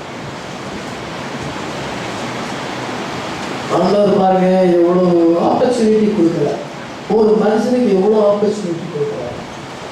நான் என்ன நினச்சி பார்ப்போம், எனக்கு எவ்வளோ தரம் கொடுக்குறார். அப்படி எல்லாருக்கும் நிறைய ஆப்பர்ச்சுனிட்டி, மனம் திரும்புறதுக்கு நிறைய சான்ஸ் தரார். சரி, இப்போ மாதிரி மனம் இருக்கு. ஆண்டவரை போல யாரும் இறக்கமே இருக்கு, அவரை போல யாரும் பொறுமையா இருக்க முடியாது. நம்ம பையன் தப்பு செஞ்சா நம்ம கோபம் வரும். ஆனா அவர் ரொம்ப சான்ஸ் கொடுக்குறாரு. இன்னும் அநேக ஊழியக்காரரை அனுப்பி, இன்னும் நிறைய மெசேஜ், இன்னும் உனக்கு ஆப்பர்ச்சுனிட்டி இருக்கிறது. ஆனா நீ அதை அல்ல தட்டி கொண்டு ஞாயிற்றுக்கிழமை சொந்த காரியத்துக்கு போயிட்டு நீங்க சபைக்கு கால் வராம நீ அங்கெங்க போயிட்டு இருந்தீங்கன்னா கடைசியில் அழிவுதான் வரும். ஆப்பர்ச்சுனிட்டியை பயன்படுத்த வேண்டும். நிறைய ஆப்பர்ச்சுனிட்டி இருக்கு. நெட் மூலமா மெசேஜ் கேட்கலாம், புக் இருக்கிறது, எவ்வளோ ஆப்பர்ச்சுனிட்டி இருக்கு. இன்னும் அநேக ஊழியக்காரரை அனுப்பியும் இதனால் அங்க வந்து அவர்கள் செவி கொடுக்கவில்லை. He sent unto them his son. கடைசியா மகனை அனுப்புகிறார். 37 வாசிக்கலாம். கடைசியில அவன் என் குமாரனுக்கு அஞ்சுவார் என்று சொல்லி தன் குமாரனை அவரிடத்தில் அனுப்பினான். இத கடைசியாக குமாரனை அனுப்பினார். குமாரனை அனுப்பினார் என்ன அர்த்தம்? God manifested in flesh. Hallelujah. தேவன் மாம்சத்தில் வெளிப்பட்டார். உடனே அவங்க என்ன செய்தார்கள் என்றால் 38 வாசிக்கலாம். தோட்டக்காரர் குமாரனை கண்டபோது இவன் சுதந்திரவாளி, இவனை கொண்டு இவன் சுதந்திரத்தை கட்டிக்கொள்வோம் பாருங்கள் என்று சுதந்திரவாளி. This is the hair. Come, let us kill him and let us siege on his inheritance. நம்ம வந்து சுதந்திரவாளி வந்திருக்கிறார், ஒன்று போட்டுக்கோம். யோசேப்பு தான் சோதனை சந்திக்க வருகிறான். அவங்க என்னத்தாங்க, இதோ சொப்பனக்காரன் வந்து விட்டான், நல்ல சான்ஸ், இவனை கொண்டு போடலாம். சொப்பனை எப்படி நடக்குதுன்னு பார்க்கலாம். விஷனை யாருமே ஸ்டாப் பண்ண முடியாது. என்னுடைய வார்த்தை யாரும் ஸ்டாப் பண்ண முடியாது. ரேப்சர் வரப்போகுதுன்னா ரேப்சர் வந்துதான் ஆகும். நெருங்கிய வரப்போகுதுன்னா வந்துதான் ஆகும்.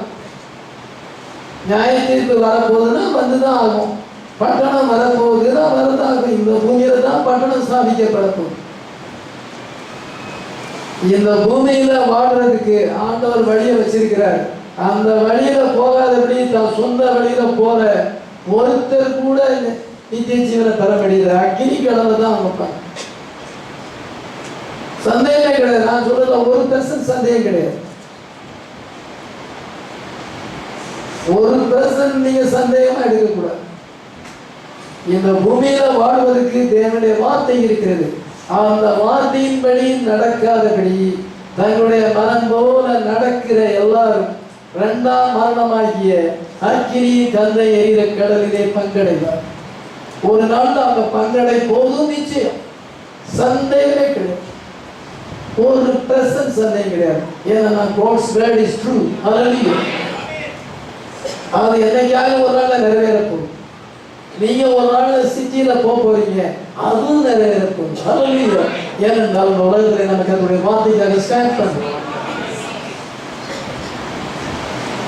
This is the hair. இதோ சொப்பனக்காரன் மாறான், அவனை கொண்டு போடலாம், ஸ்டாப் பண்ண முடியாது. யோசேப்பை ஸ்டாப் பண்ண முடியாது. அவன் தரிசனம் கண்டான், காலில் விழுந்தாங்க. அதே போல முழங்கால் யாவும் முடங்கும், இயேசுவே கர்த்தர் என்று அறிக்கை பண்ணும். ஆமென். Let us kill him and let us siege of his inheritance. இவங்க ஏன் கொல்லணும்னு நினைக்கிறாங்க. அந்த திராட்சை தோட்டத்தையே நம்ம சொந்தமாக்கி கொள்ளலாம். இவன் சுதந்திரவாளி, இவனை கொன்று இவன் சுதந்திரத்தை கட்டிக் கொள்வோம். நம்ம அந்த வீட்டை எடுத்துக்கலாம், நம்ம அந்த நிலத்தை அபகரிக்கலாம். அவனுக்கு வாரிசு இல்லை, அவன் தனி மனுஷனாக இருக்கிறான். இந்த சுதந்திரவாளிய மகனை கொண்டுட்டா அவனுக்கு வாரிசு இல்லை, நம்ம எடுத்துக்கலாம் என்று மற்றவனுடைய ப்ராப்பர்ட்டி ஆசைப்படுது.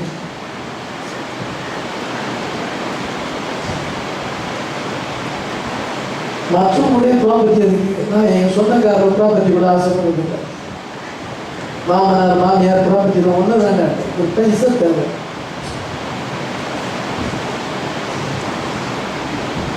நமக்கு கர்த்தர் கொடுக்குற ஆசீர்வாதம் போதும். அது என்னத்துக்கு நமக்கு?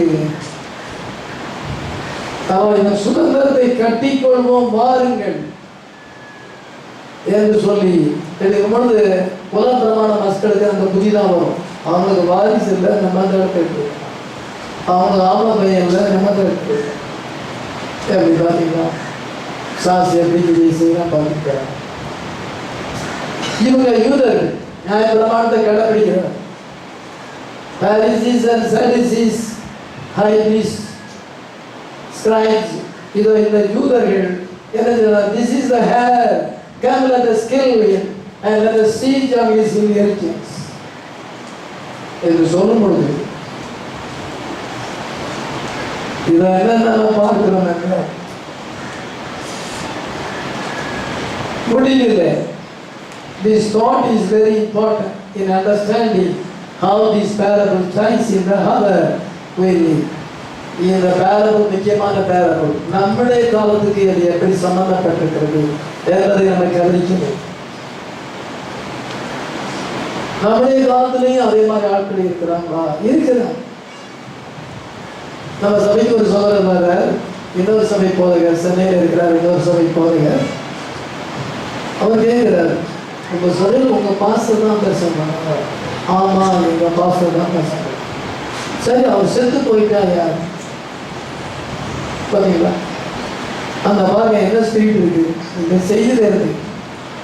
அந்த ஊழியம் ஏன் ஊழியம் கிடையாது, இந்த ஊழியம் கர்த்தருடைய ஊழியம். அதனால இது எப்படி போய் முடியுது எனக்கு தெரியுமா? எனக்கு தெரியாது. என்னுடைய ஆசை என்ன, என்னுடைய விருப்பம் என்ன, இந்த ஊழியத்தை ராஜ்யம் வரைக்கும் கொண்டு என்னுடைய விருப்பம். ஆனா எப்படி முடியுங்கிறத இயேசு சொல்லியிருக்கிறார். இது நம்முடைய ஊழியம் கிடையாது. ஆனா அவருக்கு பாருங்க, இது யார் அதை எடுத்துக்கொள்வார், புத்தி எப்படி போதுப்பாரு, ஆண்டவர் எப்படி வச்சிருக்கிறாரு அப்படி போகும். அது அவருக்கு தெரியும். இது ஒரு மனுஷனுடைய ஊழியம் அல்ல, தேவனுடைய ஊழியம். அல்ல என்ன ஒரு புத்தகக்காரதான் வச்சிருக்கிற, நான் கனியை கொடுக்கணும். ஆனா இதை நான் எடுத்துக்கிட்டேன்னு பார்க்க கூடாது. அது ஆண்டவருக்கு தெரியும், எனக்கு தெரியாது. இந்த ஊழியம் எப்படி போய் முடியும் தெரியாது, என் வாழ்க்கையை எப்படி முடியும் எனக்கு தெரியாது. ஆனா என்னுடைய விருப்பம் என்ன, என்னுடைய ஜெபம் என்ன, நான் மரணத்தை காணாதபடி எடுத்துக்கொள்ளப்பேன். நாளைக்கு நடக்கிறது நமக்கு தெரியுமா? ஏன் அதை பத்தி தப்பான கிரிமினல் மைண்ட் வருது? சாசி மக்களுக்கு அந்த புத்தி வரும். நமக்கு தேவனுடைய சிந்தை இருக்கு. நம்ம இவரை கொண்டு போட்டுட்டா நம்ம எடுத்துக்கிடலாம். எப்படி புத்தி வருது பாத்தீங்களா? எப்படி மாம்சத்துக்குரிய குணாதிசயம். அதுவும் நமக்கு என்ன ஆசீர்வாதம் தராதோ அதுல உண்மையா இருக்கும். நம்முடைய வேலை கனியை கரெக்டா கொடுத்துருவோம். கேட்கறதுக்கு முன்னால பிரிச்சு இருந்தாங்க நம்முடைய கனியை தான். ஒரு கூட்டமான மக்கள் ஆயத்தப்படுத்தி அவர் இயேசு கிறிஸ்துவை கொண்டு பிரசன்ட் பண்ணணும். ஒரு பெண்ணா என்ன சொல்ற, மனவாட்டிய தேவனுக்கு பிரசன்ட் பண்ணுறது என்னுடைய ஜாப்னு சொல்ற, அதுதான் குத்தகாரருடைய வேலை. அதே மாதிரி நம்ம எடுத்துக்கொள்ளலாம் என்று நினைத்துக் கொள்ளும் பொழுது அந்த தாட் இன்னைக்கு சிலர் இருக்கு. பார்த்து சாமியில் எவ்வளவு கஷ்டப்பட்டு ஊழியம் செய்கிறார், எத்தனை வருஷமா ஊழியம் செய்கிறார், எந்த வயசுல இருந்து ஊழியம் செய்கிறார், அவர் வார்த்தைக்காக எப்படி ஸ்டாண்ட் பண்றார், அவர் சபையில என்ன ஒழுங்கு கிழமை இருக்கிறது, எவ்வளவு கண்டிஷன் இருக்கிறது, அதெல்லாம் அவங்கள ஃபாலோ பண்ண முடியுமா? நான் அதுவும் அவங்களுக்கு தெரியுமா? வேலை பார்த்துக்கிட்டும் ஊழியம் செஞ்சுக்கிட்டு அவங்க இந்த கேள்வி கேட்குறாங்க. நம்ம பட்ட பாடு என்ன? அந்த திராட்சை தோட்டத்தை பயிராக்கி அதை கனியை கொண்டு வர்றதுக்கு அந்த புத்தகக்காரர் எவ்வளோ பாடுபடணும் அதெல்லாம் அண்டர்ஸ்டாண்ட் பண்ண மாட்டேன். Unconverted message preachers, unconverted message believers. Many highly, இவங்கெல்லாம் highly குத்தகைக்காக வேலை செய்வாங்க. Have done the same thing in God's kingdom today. அதே காரியத்தை இன்னைக்கு நிறைய பேர் செய்யறாங்க. அந்த குத்தகைக்காரர் செய்த காரியத்தை இன்னைக்கு செய்யறாங்க. கர்த்தருக்கு எல்லாமே சொந்தம். ஆமென். உங்களுடைய ஆத்மா கர்த்தருக்கு சொந்தம். இந்த ஊழிய கர்த்தருடையது. ஆமென். Men denying the kingdom of God, His presence here among us. நீ கவனிச்சு பாருங்க, குமாரன் வருகிறார். குமாரன் வரும்பொழுது அவரை புறமே தள்ள, திராட்சை கொடுத்து புறமே தள்ளி நெஞ்ச பிடிச்சு தள்ளு. ஒரு சாவடக்கம் நீ நிறைய பேர் பார்த்துருக்கீங்க. நிறைய பாகத்தில் சாவடக்கம் அந்த இளங்கோவன் நீங்கள போகும் பொழுது ஒரு பேரியாளி மகன் வந்து என்னை நெஞ்சை பிடிச்சு தள்ளலாம். அந்த இடத்துல சிலர் கொலை செய்திருக்கிறார். பிரேதத்தை கொண்டு போகும்போது தான் சண்டைக்கு வருவாங்க. எப்படி நீ போய் அடக்கம் பண்ற? இவன் தான் எல்லாமே. அந்த குடும்பத்துக்கு இவன் தான் எல்லாம் சொல்லி கொடுத்து அவங்கள இப்படி பண்ணியிருக்கான்னு. நான் பயப்படலை. நம்ம கூட சில சகோதரர்கள் இருந்தாங்க, யாரும் ஒன்றும் சொல்ல கட்சி பண்ணலாம், நெஞ்சை பிடிச்சு தரலாம், வேற ஒன்றும் செய்ய. நம்ம போய் அடக்கப்பட்டு வந்தோம். சாதி மக்கள், தேவையாளி மக்கள் நம்ம வார்த்தைக்காக நிற்கும் பொழுது, ஜனங்களுக்கு நல்ல காரியத்தை செய்யும் பொழுது சாசு அப்படிதான் வரும். இதை இயேசு கிறிஸ்துவ தள்ளி அங்கே திராட்சை தோட்டத்துக்கு புறம்பே தள்ளி சிலுவையில் அறைந்து, பாளையத்துக்கு புறம்பே அவரை தள்ளி அவரை சிலுவையில் அறைந்து கொண்டார்கள். இதை ஆண்டவரை சிலுவையில் அறைந்து அவன் நினைச்ச காரியம் நடந்தது.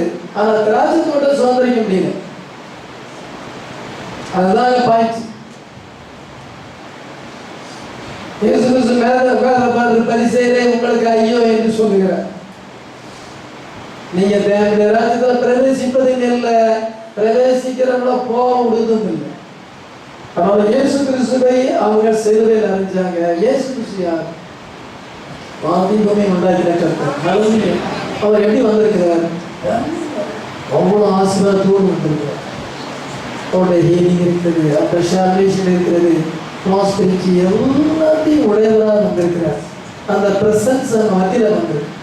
காட்ஸ் பிரசன்ஸ் வந்திருக்கும் பொழுது, தேவனுடைய குமாரன் மத்தியில் வரும் பொழுது எவ்வளோ பெரிய சந்தோஷம். அவர் திராட்சை தோட்டத்துக்கு வந்திருக்கிறார். எல்லா ட்ரெஷரும் அவருக்குள்ளதான் இருக்குது. ஆனா பார்த்தா சாதாரண ஆளா தெரிகிறார். அவருக்குள்ள எல்லாமே இருக்குது. ஹல்லேலூயா. அவங்க அதை நினைக்கல. அவர் சாதாரண ஒரு ஆள். இவரை தள்ளி நாம அதை சொந்தமாக்கி கொள்வோம். இயேசு லாசர் உயிரோடு இருக்கிறார்.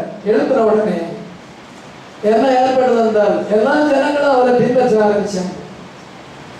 எல்லா ஜனங்களும் அவரை பின்பற்ற ஆரம்பிக்கும் பொழுது இதுல வேற பரிசேயர் என்ன பண்ணாங்கன்னா, எல்லாரும் அவங்க கூட போயிட்டாங்களே. அப்படின்னா ரோமர்கள் வந்து நம்ம சாந்தத்தை எடுத்துக்கிட்டாங்களே, நம்ம இந்த ஜனங்கள் மேல ஆளுகை செய்யணும், நம்முடைய பொசிஷனை எடுத்துக்கிடுவாங்களே.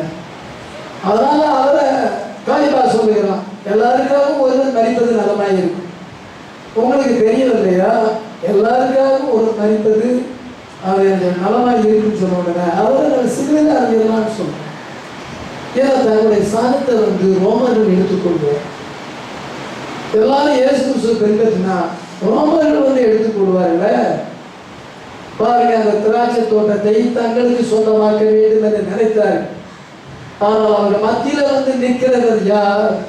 அவங்களுடைய தேவன். ஹல்லேலூயா. அவர் ஆராதிக்கிற தேவன் சிருஷ்டிகர்த்தர். ஹல்லேலூயா. அவர் சிருஷ்டிக்க முடியும், குணமாக்க முடியும், ஜெபத்தை கேட்க முடியும், எல்லா அற்புதங்களையும் செய்ய முடியும். அவரை ஏற்றுக்கொண்டால் எவ்வளவு ஆசீர்வாதம் கிடைக்கும். காலத்தில் அதே நடந்தது. அதே மாதிரி தான் ஆண்டவர் செவன் ஏஞ்சல்ஸ் இன்னும் அநேகரை ஆண்டவர் அனுப்பினார். 2000 வருஷமாக அனுப்பினார். கடைசியா இதோ தீர்க்கதரிசி பெண்ணான அனுப்பினார். கடைசியா அறிஞர்கள் அவரே வந்தார். நான் எப்படி பழைய பாடம் புதிய பாடம் கம்பேர் பண்றேன்னு நீங்க பாருங்க. 7 தூதர்களை அனுப்பினார். அவங்க வந்து அவங்க காதுல சத்தியத்தை சொன்னாங்க.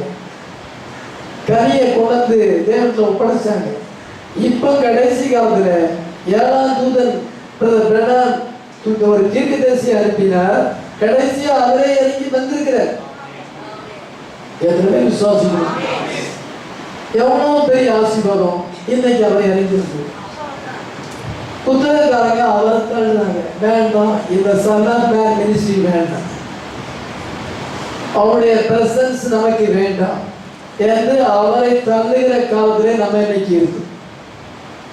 அன்னைக்கு இயேசு கிறிஸ்துவை மாம்சத்திலே தள்ளினார்கள்.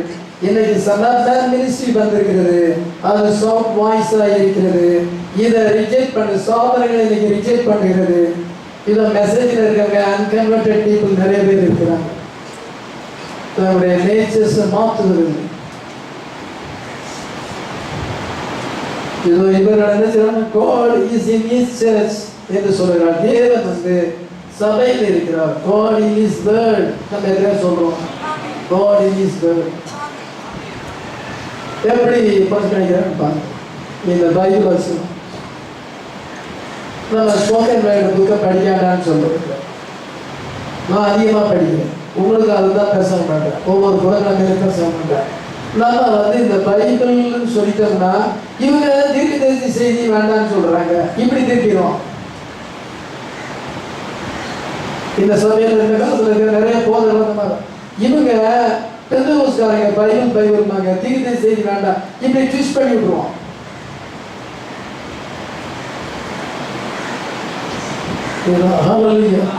இதை புறக்கணிக்கிறோம்.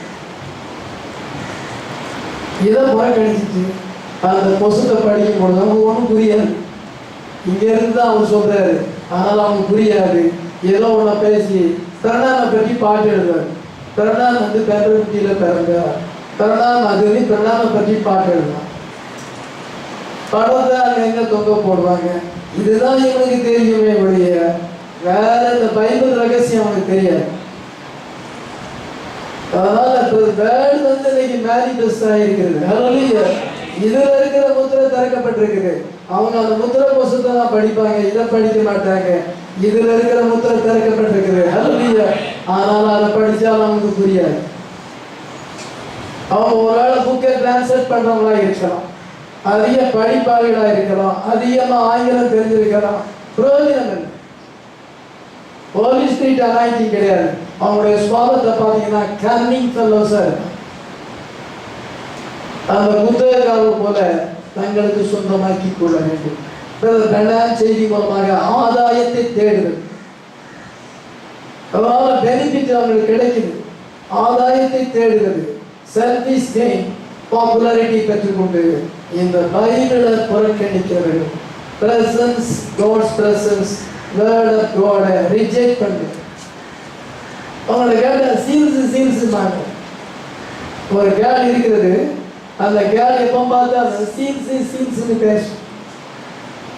அந்த சீல்ஸ்ல என்ன எழுதிருக்கு தெரியுமா? அதுக்கு இதை படிச்சா தானே சீல்ஸ் தெரியும். இதுல இருக்கிற சீல்ஸ் தானே உடைக்கப்பட்டிருக்கு. அந்த அம்மாவுடைய வாழ்க்கையில இருக்கிற சீல்ஸ் உடைக்கப்பட்டிருக்கா? நான் பார்க்கிறேன் அந்த பெண்ணிட்ட எந்த மாறுதலும் இல்லை. அதெல்லாம் தாலியிலேயே போட்டுக்கிறது.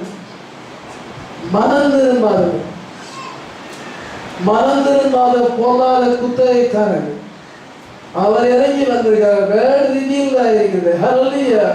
ஆதியானது வெளிப்படுத்தல் வரைக்கும் ரிவீல் ஆயிருக்குது. நம்ம அதை பிடிச்சிருக்கிறோம். ஹல்லேலூயா.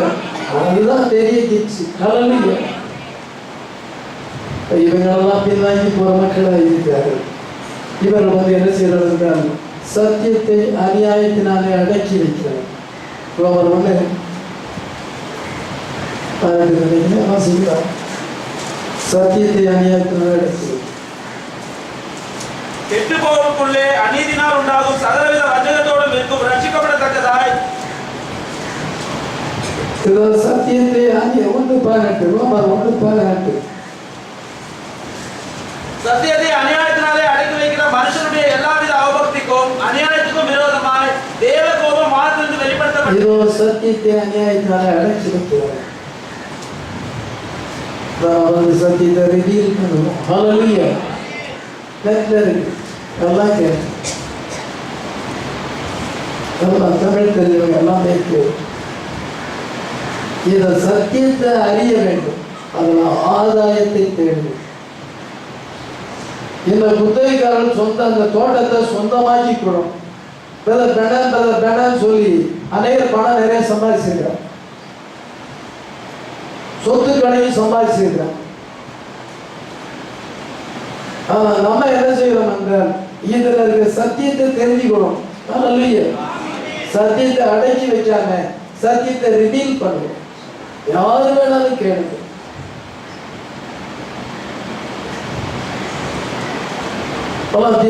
தீர்க்கதரிசி பேர சொல்லி அவனுக்கு ஆதாயம் இருக்குது. ஒரு சிலருக்கு ஆதாயம் இருக்கு. நமக்கு என்னன்னா ஆதாயம் இல்லை, சத்தியத்தை வெளிப்படுத்துது. ஹல்லேலூயா. தேவனை பிரியப்படுத்துவது, தேவனுடைய ஜனங்களை ஆட்சேர்ப்பது. ஹல்லேலூயா. அவனுக்கு வேண்டிய கிளியர் ரெவலேஷன் கொடு. கன்ஃபியூஷன் இருக்கவனுக்கு தெளிவை கொடுக்க வேண்டும்.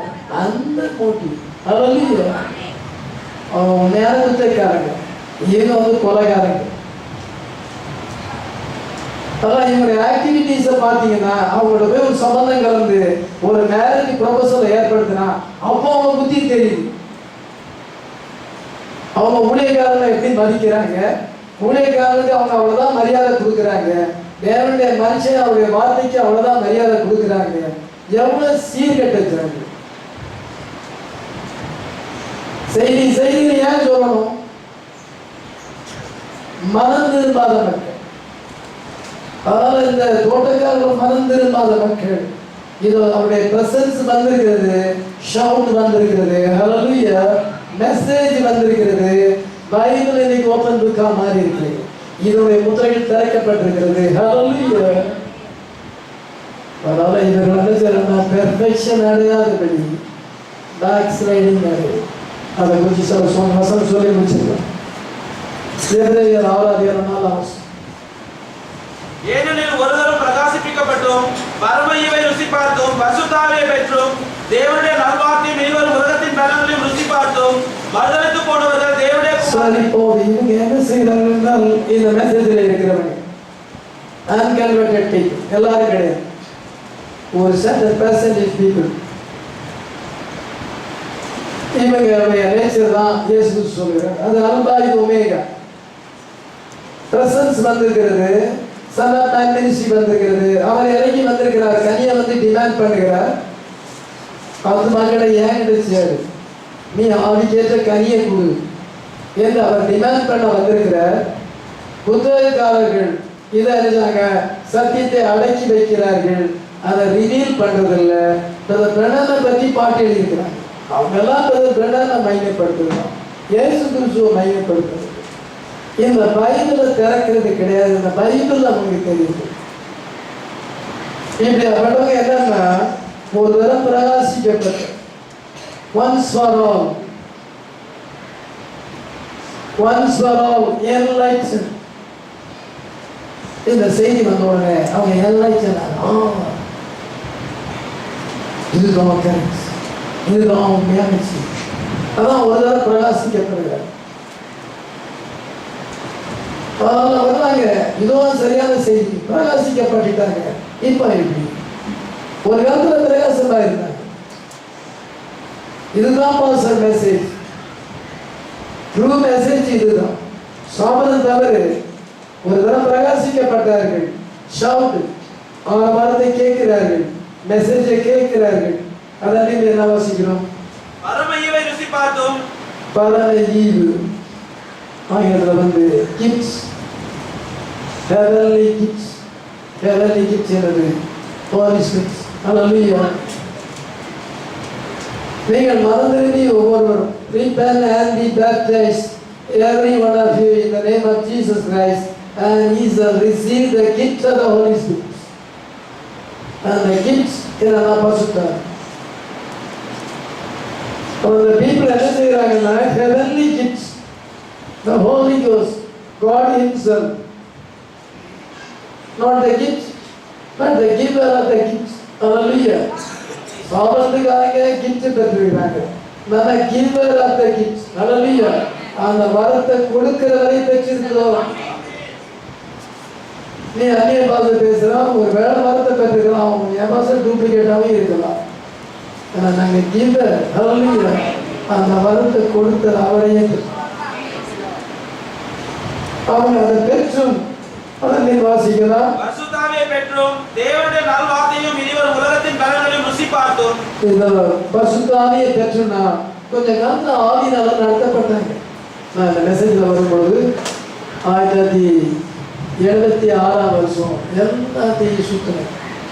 சண்டையில் இருக்கிற அத்தனை சபையும் சுற்றினேன். அங்கே போய் என்னென்ன புத்தகங்களை பார்க்கும்போது அப்போ நல்ல ஜீவன் இருக்கு. பிற சாமியல் நல்லா இருக்காங்க. இப்போ ஏதோ அப்போ அவங்க பசுத்தாவினால கொஞ்சம் நடத்தப்பட்டாங்க, செய்தியை கொஞ்சம் நேசித்தாங்க. இப்போ கிரிமினல் மைண்ட் வந்துச்சு. அப்பொழுது நல்லா ஆசை இருந்துச்சு. அதே போல நான் பெந்தகோஸ்து சபை 1974 சென்னைக்கு வரும்பொழுது 20 வயசு எனக்கு. பெந்தகோஸ்து சபையெல்லாம் சுத்தும் பொழுது அங்கே உண்மையிலே எழுப்புதல் இருந்துச்சு. டிபி காலுக்கு ஆன்லைன் பிரேயர் போவேன். தினகரனும் ஜீவானந்தமும் பேசுவாங்க. அவங்க 2 பேரும் அப்போ ஐக்கியமாக இருந்தாங்க. ஜனங்கள் ரொம்ப எழுப்புதலாக இருந்தாங்க. இப்போ அது லவதிக்கா. அதே போல இந்த நேரத்தில் மெசேஜும் கிரிமினல் மைண்ட் பீப்புள், அவர் இப்படி அவர் அப்படின்னா அவங்க என்ன நல்ல காரியம் இருக்கு, அவங்களுடைய கைக்கு என்ன அதை ஆராய்ச்சி பண்றது, அவங்களுடைய என்ன ஒழுங்கு திறமை இருக்குது, அவரை போல நம்ம பாலப்பட முடியுமா, நம்ம சபையை நடத்த முடியுமா, அது தெரியாது அவங்களுக்கு. அதனால மைண்டு ரொம்ப தீட்டுப்பட்டு போச்சு. partake of the walk in fellowship. அவங்க வந்து கம்பேனியன்ஸா இருந்தாங்க, பரிசுத்தாவிக்கு கம்பேனியன்ஸா இருந்தாங்க, பரிசுத்தாவியோட ஒத்துழைத்தாங்க. அதை பரவாசிங்க 5 தேவனுடைய நல்வார்த்தையையும் இனிவரும் உலகத்தின் பலன்களையும் ருசி பார்த்தோம். இதோ தேவனுடைய நல்வார்த்தை, குட் பேட் இதான் தேவனுடைய நல்வார்த்தை. ஹல்லேலூயா. எவ்வளவு நேரம் படிச்சாலும் தேட்டார், நேரம் தான் இல்லை. தீர்க்கதரிசி செய்தி வந்து ஸ்போக்கன் வேர்ட், ஹல்லேலூயா, குட் பேட், ஹல்லேலூயா. தேவனுடைய நல்வார்த்தையை ருசி பார்த்தாங்க. டினாமினேஷன் பீப்புள் எல்லாம் வராது, அவங்கள பற்றி இது சொல்லலை. தேவனுடைய நல்வார்த்தையை ருசி பார்த்து அதன் பின் என்ன வாசிக்கிறோம், இனிவரும் உலகத்தின் பலன்களையும் ருசி பார்த்தோம். இனிவரும் உலகத்தின் பலன்களை ருசி பார்த்தோம். The world to come. அது எதை குறிக்கிறது? The world to come, வரப்போற உலகம் இது. மில்லேனியம், ஹல்லேலூயா. மில்லேனியம் வரப்போகுது. ஆமென். அந்த மில்லேனியத்துல என்ன, ஆடம் அண்ட் ஈவ் வந்து வார்த்தையை உரைக்கும் பொழுது அப்படியே நடந்தது. அதனுடைய பலனை ருசி பார்த்தால் என்றால் அணில் உண்டாகப்படுவது, அணில் வந்துச்சு. அங்க ஒண்ணுமே இல்லை. இயேசு கிறிஸ்து தண்ணீரை திராட்சரசமாக மாற்றினார். ஆனால் அந்த ஒண்ணுமே இல்லை, வார்த்தையை உரைக்கும் பொழுது அங்க அணில் வந்துச்சு. அதை விட கிரேஸ் நடக்கும். டியூமர், கேன்சர் தான் டியூமர் வரும். உன்னுடைய ஜெபத்துக்கு முன்பாக எந்த வியாதி நிற்காது. அந்த நேராவுடைய டியூமர் போனது. அது என்னது? மில்லேனியத்தினுடைய ஒரு முன்னோடி. இனி வரும் உலகத்தை ருசி பார்த்து சிறிய நீர் வந்து இதோ ரெஸ்ட்ரக்ஷன் எங்க வருது. ஆமென். கில்லர்கள் வந்து முட்டுக்காலை வந்து போய் 6 ஆட்டுக்குட்டியை போல பார்த்துக்கிட்டு வந்து வண்டு கொட்டா வருது, போ நீ உன் இடத்துக்கு போ, அப்படியே கூட்டுக்கு போயிட்டு. அப்போ என்ன செய்யுது, அதுக்கு சுகம் தேவை. குட்டிகளை பையில போட்டுக்கிட்டு மலையிலேருந்து இறங்கி வருது. வீட்டுக்கு நாள காத்து கிடக்குது. அவர் எப்போ நமக்கு ஜோம் பண்ணுவாரு? 2 நாள் அப்படியே விட்டுட்டாரு. அது நின்று ஆண்டவர் பேசுறாரு. ஒரு தாய் குழந்தைய கூட்டு வந்தா நீ ஜோம் பண்ண மாட்டியா? உன் முன்னால் வந்து அது உன் வீட்டுக்கு நாள படுத்து கிடக்குது, அது குட்டிகளோட வந்து படுத்து கிடக்குது. அந்த பெண்ணை ஜோம் பண்ணாரு. குட்டியெல்லாம் வயிற்றுல தூக்கி போட்டுக்கிட்டு அதுவான பேச்சு. ஹல்லேலூயா. கேட்டவங்க வந்து எட்டி பார்க்கிறோம். குட் பை சொல்லு. என்ன நடந்த காரியம்? இதுதான் மிலேனியம். மிலேனியம் வரப்போகுது. அதுக்கு முன்னதாக ஒரு காட்சி, ஸ்போக்கன் வேர்ட், மேனிஃபெஸ்டேஷன். இதை நான் பார்த்தா நம்ம தான் பார்த்துருக்கோம். நமக்கு தான் அதை பற்றி தெரியும். சாப்பிட்ட மக்களுக்கு அதை பற்றி தெரியாது. இதெல்லாமே நடந்தது. This generation has seen. இந்த சந்ததி அதை பார்த்தது. அதன் பின் என்ன வாசிக்கிறோம்? 6ஆம் வசனத்தை வாசிக்கிறோம். மறுதலித்து போனவர்கள் தேவனுடைய குமாரனை தாங்களே மறுபடியும் சிலுவையில் அறைந்து அவமானப்படுத்துகிறபடியால் மனம் திரும்புவதற்கு ஏதுவாய் அவர்களை மறுபடியும் புதுப்பிக்கிறது. இந்த காரியங்கள்லாம் தெரிஞ்சிருந்தும் மறுதலித்து போனவர்களை மறுபடியும் புதுப்பித்தது கூடாத காரியம். இந்த நேரத்துடைய செய்தியை கேட்டு மனப்பூர்வமாக கர்த்தரை விட்டு பின்வாங்கி போன ஆத்துமாக்கள் மனம் திரும்புவதற்கு ஏதுவாய் அவளை புதுப்பிப்பது கூடாத காரியம். பானை உடைஞ்சு போச்சுன்னா உடைஞ்சு பானையை ஒட்ட வைக்க முடியாது. பச்சை பானையாக இருந்தால் திருப்பி அதை தட்டி நல்ல மாதிரி செய்யலாம். இது உடஞ்சி போச்சு, பசுத்தானியை பெற்றும் எல்லா விவரமும் தெரிஞ்சும் இது பின்வாங்கி போச்சுன்னா எப்படி கேட்க முடியும்? என்ன அர்த்தம்? ஜீவபுசத்து பேர் திரிக்கப்பட்டாச்சு. அவங்களுக்கு தெரியல. எனக்கு கடைசி காலத்தில் அவருடைய பிரசன்ஸ் வந்திருக்கிறது. சனத்தான் வந்திருக்கிறார். குமாரனை கடைசியாக அனுப்பினார். இப்ப கடைசியாக குமாரன் வந்திருக்கிறார். கிரைஸ்ட் பிரசன்ஸ் நமக்கு. ஹல்லேலூயா. கனி கொடுத்தீர்களா? கனியை அவருக்கு ஒப்பு கொடுத்தீர்களா? நாம் நமக்கு சொந்தமானவர் அல்ல. ஹல்லேலூயா. நம்முடைய ஆவி ஆத்மா சரீரம் அவருக்கு சொந்தம். ஒப்பு கொடுப்போமா? அவர் வந்து அதை கேட்கிறார். அவரால் நம்ம என்ன செய்ய வேண்டும்? எபிரேயர் 6:1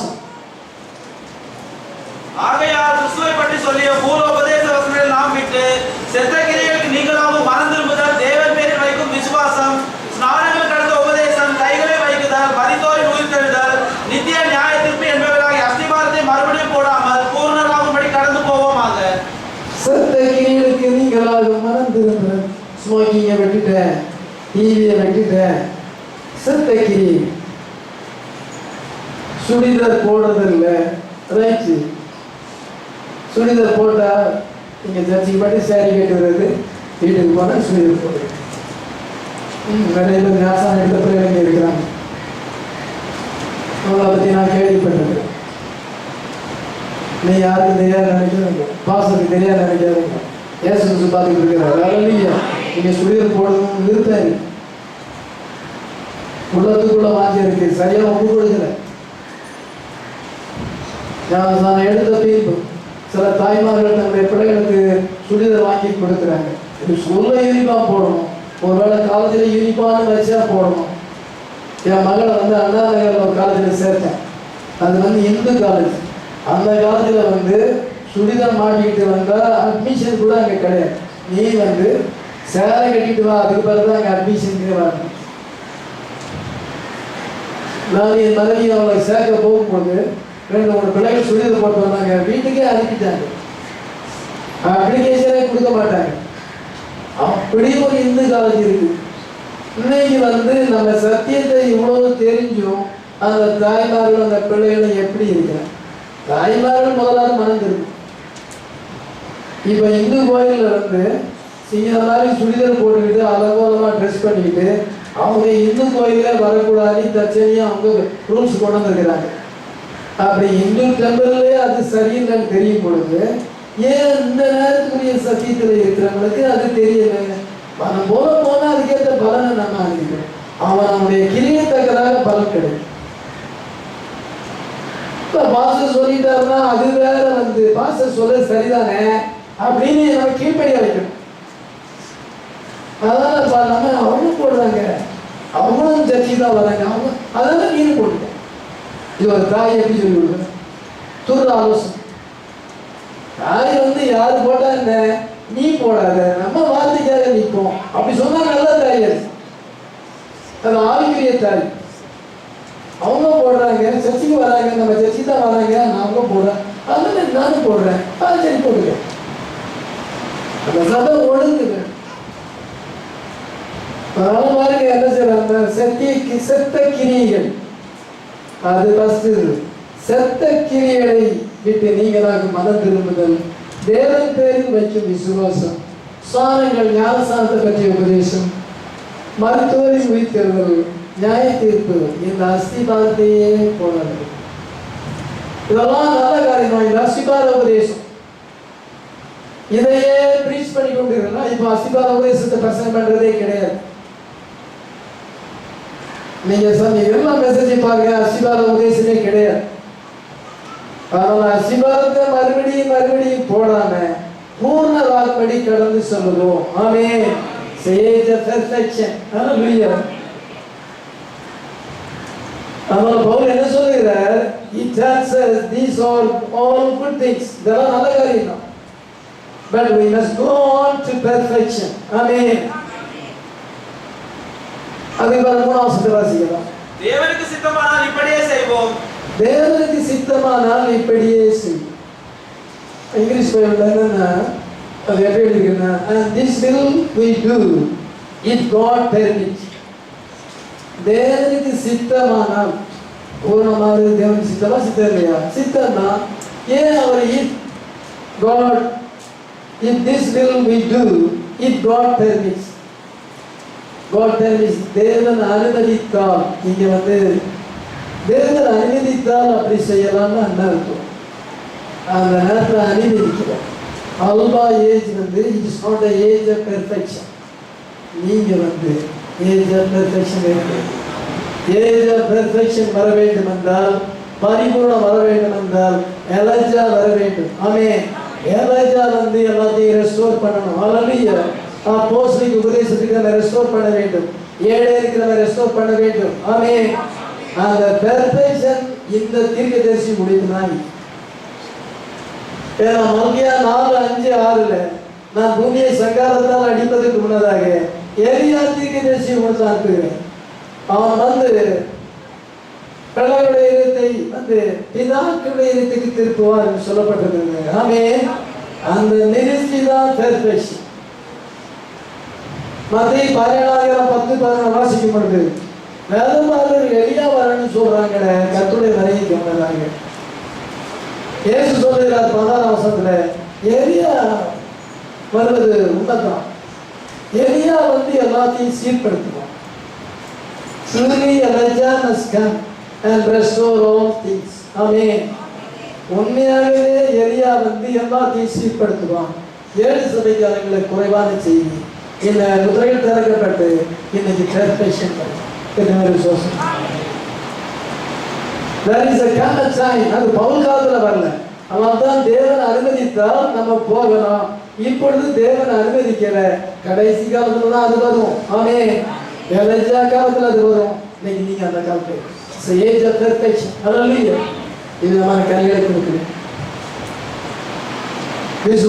விசுவாசத்தோட தைரியத்தோட ஞானத்தோட இச்சையடக்கத்தோட பொறுமையோட தேவபக்தியோட சகோதர சிநேகத்தோட அன்பை கூட்டி வணங்குங்கள். ஹல்லேலூயா.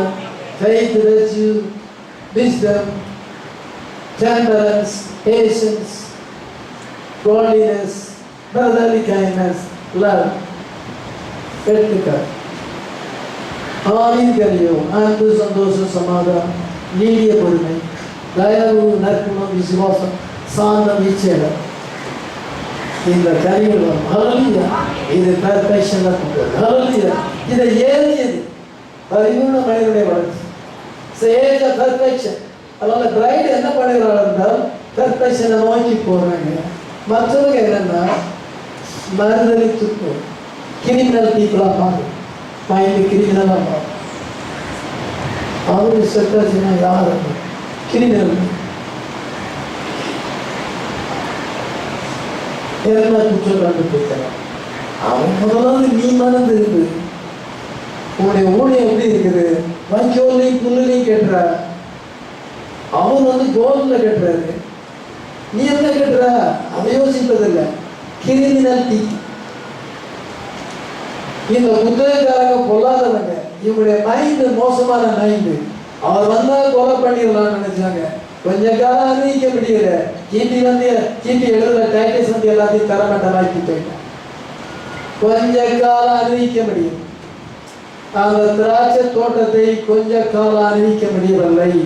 அதே போலதான் முடிவு வரும். அதுதான் ஒமேகா. அங்க பாசிட்டிவ் இருக்குது, நெகட்டிவ் இருக்குது, ரெண்டுமே இப்போ நிறைவு. There is come a time when God will restore all things. Hallelujah. இன்னைக்கு நம்முடைய கண்கள் வந்து தெளிவாக்கப்பட்டிருக்கு. ஞானத்தையும் தெளிவையும் அளிக்கிற ஆவியை நமக்கு தந்திருக்கிறார். ஆமென். உண்மை எது போலி எது என்று நான் டிசைட் பண்ண முடியும். எது தவறான சத்தியம், எது உண்மையான சத்தியம், தேவனுடைய பரிமள சித்தம் என்னது, தேவனுடைய அனுமதிக்கு சித்தம் என்னது, we can discern. ஏனென்றால் தேவன் ஆவியை தந்திருக்கிறார்.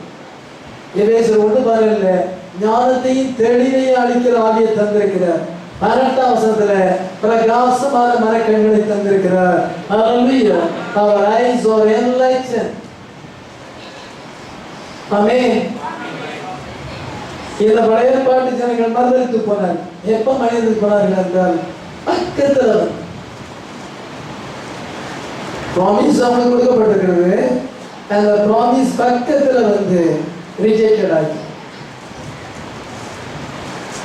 அதே போல நான் இப்ப வருகை பக்கத்துல வந்துட்டோம். இப்போ வந்து நீ உலகப்புறமா நீங்க யாராவது போனீங்கன்னா அவ்வளவுதான். அங்க பைபிள்ல கிறிஸ்தாவை இன்னும் கொஞ்ச நாளைக்குள்ள யோர்தானை தாண்டி நீங்க போகணும்.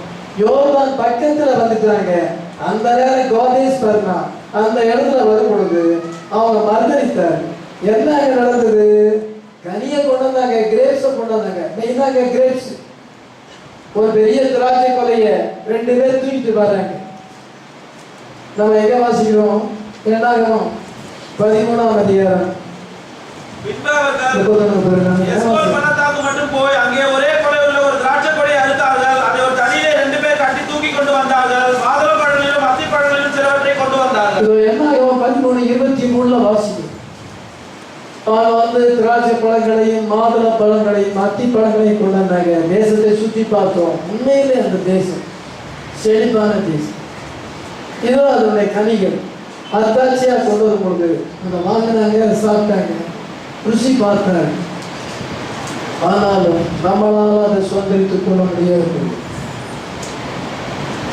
ஒரு பிசிக்கல் எவிடன்ஸை கொண்டு வந்தாங்க.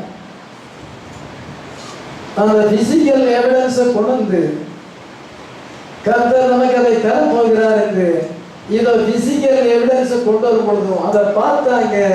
ஆனாலும் மறுதளித்து போனார். அவர்களை புதுப்பிப்பது கூடாத காரியம். இன்னைக்கு நமக்கு அவர் கிரேப்ஸ் அவங்க கிரேப்ஸ் கொண்டு வந்தாங்க, மாதுள பழங்களை கொண்டு வந்தாங்க, அத்தி பழங்களை கொண்டார்கள். Physical evidence. What is our grapes? Grapes எதை குறிக்கிறது? Stimulation of revelation. ஹல்லேலூயா. இன்னைக்கு நமக்கு கிரேப்ஸ் வந்திருக்குது. ஹல்லேலூயா. என்னது? Physical evidence. அதுதான் நான் 2 வாரத்துக்கு மேல உங்களுக்கு காமிச்சேன். அந்த பிசிக்கல் எவிடன்ஸ் என்னது? அந்த பிசிக்கல் எவிடன்ஸ் பார்த்தீங்கன்னா இது ஒரு பிசிக்கல் எவிடன்ஸ், இது ஒரு பிசிக்கல் எவிடன்ஸ். ஹல்லேலூயா. இது அதுக்கு பிறகு என்ன சென்றால் இது ஒரு பிசிக்கல் எவிடன்ஸ். இங்க பார்த்தீங்கன்னா இதை எசேக்கியேல் சொன்னபடி அந்த செகேனா க்ளோரி ஃபயர் இங்கே வருது. லெல்லி மேலே உள்ளது. இங்கே இருந்து பிசிக்கல் எவிடன்ஸை கொண்டு வருகிறார். ஹல்லேலூயா. இது அத்தாட்சி. இதோ தேவன் மத்தியில் இருக்கிறார். அவருடைய பிரசன்ஸ் இருக்கிறது. சன் ஆஃப் மேன் வந்திருக்கிறார். அன்னைக்கு எப்படி அல்பால வந்தாரோ இன்னைக்கு வந்திருக்கிறார். பிசிக்கல் எவிடன்ஸ் கொடுத்துருக்கிறார்.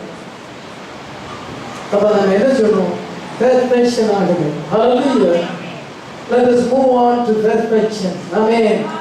அதிகால உபதேசத்தை இராதபடி now move on to perfection. Hallelujah. We have our grace. Hallelujah. Physical evidence இன்னைக்கு கொடுக்கப்பட்டது. நம்ம பாட்டு புஸ்தகத்துல அதை வச்சிருக்கோம்.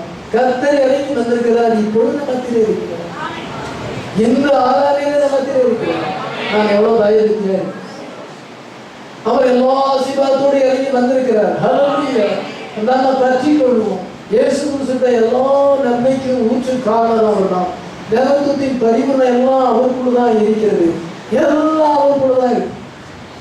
நமக்கு தேவையானதெல்லாம் அவருக்குள்ள இருக்கிறது. இதை நம்ம அதை அறிந்தோம் என்றால், நம்ம அதை நேசித்தோம் என்றால், அதை பற்றி கொள்வோம் என்றால், அதை நம்ம தழுவி கொள்வோம் என்றால், அது நம்மை கனப்படுத்தும், நம்மை உயர்த்தும். ஆமென்.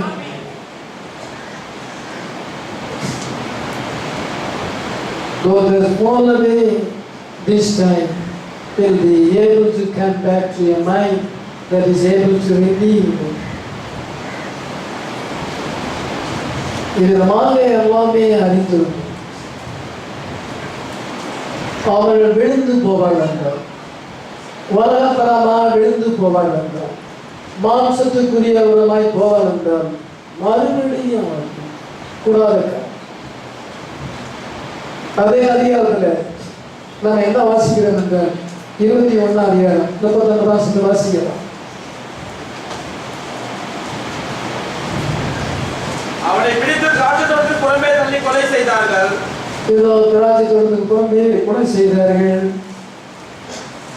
40-41 வாசிக்கலாம். அப்படி இருக்க திராட்சை தோட்டத்தில் எஜமான் வரும்போது அந்த தோட்டக்காரர் என்ன செய்வான் என்று கேட்டார். அதற்கு அவர்கள், அந்த கொடியரை கொடுமையாய் அழித்து ஏற்ற காலத்தில் தனக்கு கனிகளை கொடுக்கத்தக்க வேறே தோட்டக்காரருக்கு திராட்சை தோட்டத்தை குத்தகையாக கொடுப்பார். என்ன செய்வாங்க? அவரை புறம்பே தள்ளுங்க. எங்களுக்கு இந்த மாதிரிலாம் வேண்டாம், இந்த மாதிரி உபதேசங்கள்லாம் எங்களுக்கு வேண்டாம். நாங்கள் பிரைட் தீர்க்கதரிசி சொல்லுவோம். சோமத்துக்காரங்க இந்த செய்தியே வேண்டாம், இதை தள்ளுறாங்க.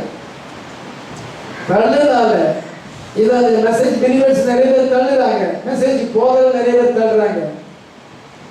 அவனுக்கு ஜபம் உபாசனம் வேண்டாம், எல்லாமே ரிஜெக்ட் பண்ணி இதை நாங்கள் எங்களுக்கு சொந்தமானபடி நாங்கள் நடத்துவோம். நாங்கள் இந்த வேடல் காடுக்கு திரும்ப மாட்டோம். இது அவருடைய பிரசன்ஸ் அவங்க தள்ளுகிறாங்க. அவங்களுக்கு சொந்த பிரமாணங்களை வைத்திருக்கிறார்கள், சொந்த கோட்பாடுகளை வைத்திருக்கிறார்கள். சர்ச்சில் டீ குடிச்சா தப்பா போயிடும். நான் சொன்னேன், இங்கே இருந்தா உங்களுக்கு டீ கிடைக்கும். டீ வேணும்னா சர்ச்சை விட்டு வெளியே இங்கே சர்ச்சில் டீ தரணும். ஒரு சொல்ல ரொம்ப நாள் சர்ச்சைக்கு வந்தார், ரொம்ப இதை பற்றி பெருமையாக பேசினார். ஒரு கல்யாணம், ஏழப்பட்ட கல்யாணம், சாப்பாடு சர்ச்சில் கொடுத்தேன், கீழே ஓட்டி சர்ச்சி சண்டைக்கு வந்துட்டார். நீங்கள் எங்கே சாப்பாடு கொடுக்க போறீங்க? சர்ச்சில் தான் கொடுக்க போகிறேன். அவங்களுக்கு பணம் வசதி இல்லை, கல்யாணம் பண்ண எடுத்து, அதனால சர்ச்சில் கொடுக்குறேன். இல்லை திரும்பி சொல்லியிருக்கிறார், சர்ச்சில் சாப்பாடு கொடுக்குறோம். நீங்கள் அப்படி இப்படின்னு சொன்னார். நான் சொன்னேன், இந்த மாதிரிலாம் பேச வச்சுக்கிறாங்க, உங்கள் ரெண்டு நேரத்துக்கு போங்க, இங்கே இந்த மாதிரி பண்ண இதுதான் இருப்பாங்க. தீர்க்கதரிசி சொன்னார், தேவை இல்லாத காரியத்தை செய்யறது, வெளிப்பாடை கட்டுறது, பூர்ண அடைவது இல்லை. டீ தரமாட்டாங்க. பாஸ்டரா இருந்தாலும் எவ்வளவு பெரிய முக்கியமான ஆளா இருந்தாலும் சர்ச்சுக்குள்ள இருந்தா டீ கிடைக்காது. இது அவருடைய சொந்த தரமா. இந்த பில்டிங்ல இயேசு கிறிஸ்து இல்ல, நமக்குள்ள இருக்கிறார், இந்த வார்த்தையில இருக்கிறார். சாப்பிட்டால கூட தீட்டுப்படுத்த போறதில்லை. அங்க சரியான வெளிப்பாடு இல்லை. எப்படி பாத்தீங்களா? ரொம்ப ஜாக்கிரதையா இருக்க வேண்டியதா இருக்கு. நமக்கு தெரியுது இவங்க எதுல வைராக்கியமா இருக்கிறாங்க. தேவையில்லாத காரியத்துல வைராக்கியமா இருப்பாங்க, தாலியை போட வைராக்கியமா இருப்பாங்க. ஏன் தாலியை போடுறாங்க? அவனுக்கு அதுதான் ஆசை. வெள்ளி மோதிரத்தை போட்டு ஒரு போதையில வந்திருக்கிறார். அவரை இங்கே பிரச்சனை பண்ணி விட்டா அவருக்கு மோதிரத்தை தான் காமிப்பாரு. நீங்க எல்லாம் நான் அதுதான் பார்ப்பீங்க. அந்த வெள்ளி மோதிரம் போட்டாலும் எந்த பிரயோஜனம்? அதுக்காக அவர் தவறாக நடக்க மாட்டார்னு அர்த்தமா? அந்த வெள்ளி மோதிரம் அவர் தவறாக நடக்க விடாது, அப்படி அவர் ஸ்டாப் பண்ணிடுமா? அவருக்கு அதற்கு பயந்தா தவறாக நடக்க மாட்டார். ஹல்லேலூயா.